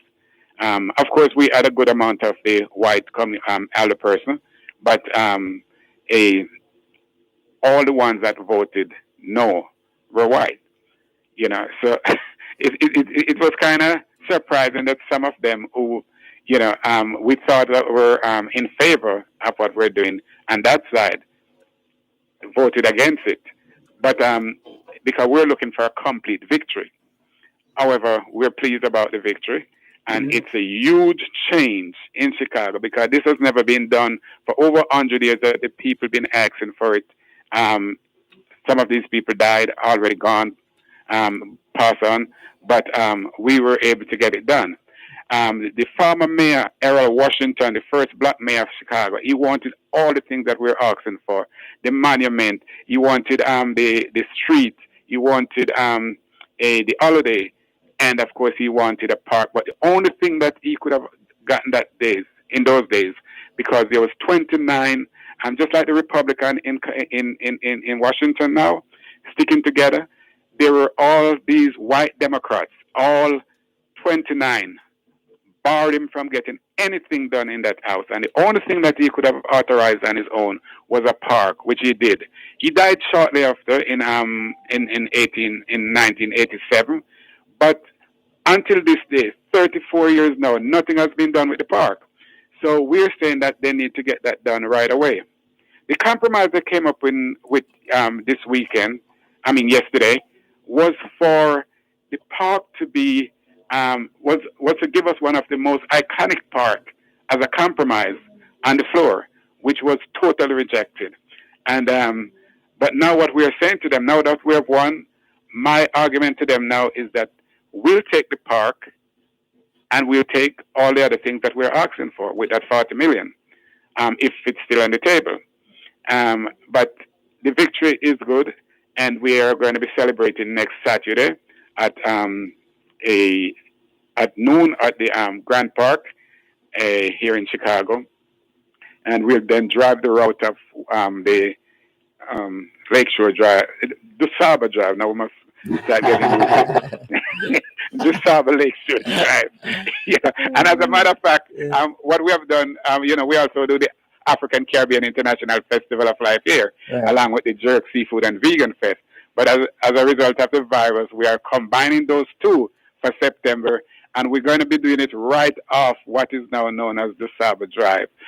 Nice. Right on 31st Street, because it was our hope that we would win and could say to give direction as coming off the Saba Drive. This is great. Well, congratulations to you and all those involved in making it possible. And from all indications, based on what you've said, you're not stopping here. The journey continues, or the struggle continues, as they say. Indeed, because in order to stop systemic racism, you see, this was a major move to stop systemic racism in Chicago here. Over the years, they're saying if you're black, you got to stay on the black side, on the south side, and the blacks were not allowed on the north side up to 40 years ago. So it was like a restriction, and they're saying if you want something black, it must be going south. And the Tribune and some of the other Fox Television and others try to offer us to say, why not just satisfy on the South? And some people would say, yes, let's take it like that. But we say no. In order to stop this, we must be able to go anywhere in Chicago. And DeSaba was the founder. It's his land, so he's entitled to go anywhere we say he should go. That's right. And that's what happened, and we won. So because there's a change is coming, and it must come, and they cannot stop it. Yes. And that's the reason. The next move is for the monument and the holiday, and then we can say, on to other things. Yeah. But we also call, in our rally, we also call for a revamping of the postal system. But this may be for another day. But a lot more to come, as my late mother would say. And a supna go, a supna come. So yeah, but we don't want to lose sight of our main mission of bringing nations together through music and culture. That's what Martin's International is about, bringing nations together through music and culture. And this is another manifestation of that.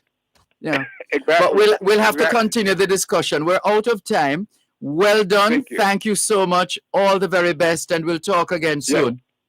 And BlackHeroesMatter.org is the website, or MartinsInternational.com for all the things we do. MartinsInternational.com. Well done. All the best. Take care. Ephraim Martin, founder and president of Martins International and Martins Cultural, and chairman of Black Heroes Matter Coalition, responsible for getting the city of Chicago to rename, as a start, to rename Lakeshore Drive in Chicago, Jean-Baptiste Point du Sable Lakeshore. Check that out whenever you're in the city of Chicago. Thanks to Chandel Forbes and Silly Spinnock for doing technical and production duties behind the scenes, and to you, our faithful listeners all over the globe, for making it both the Jamaican Diaspora Live Online. And thanks to all our guests on today's edition of the Jamaican Diaspora Live Online. All things being well, the Jamaican Diaspora Live Online returns next Saturday. Till then, have a great, peaceful, and safe weekend. Power 106 FM just presented the Jamaican Diaspora Live Online. You're listening to Power 106 FM. The time is now 9 o'clock. Class Time is brought to you by the Ministry of Education, Youth and Information. Good morning, good morning, good morning. Good morning, boys and girls. Good morning, parents, teachers, well-wishers. Good morning. Yes, it's a Monday morning, bright Monday morning. At one stage, the sun, the cloud, it went under the cloud, but it's out again, popping and shining brightly in my neck of the woods. Boys and girls, we always start on the Monday morning with our devotion. And we're praying that when we have this devotion, it will last you for the week. But that doesn't say you should not have your own devotion each day.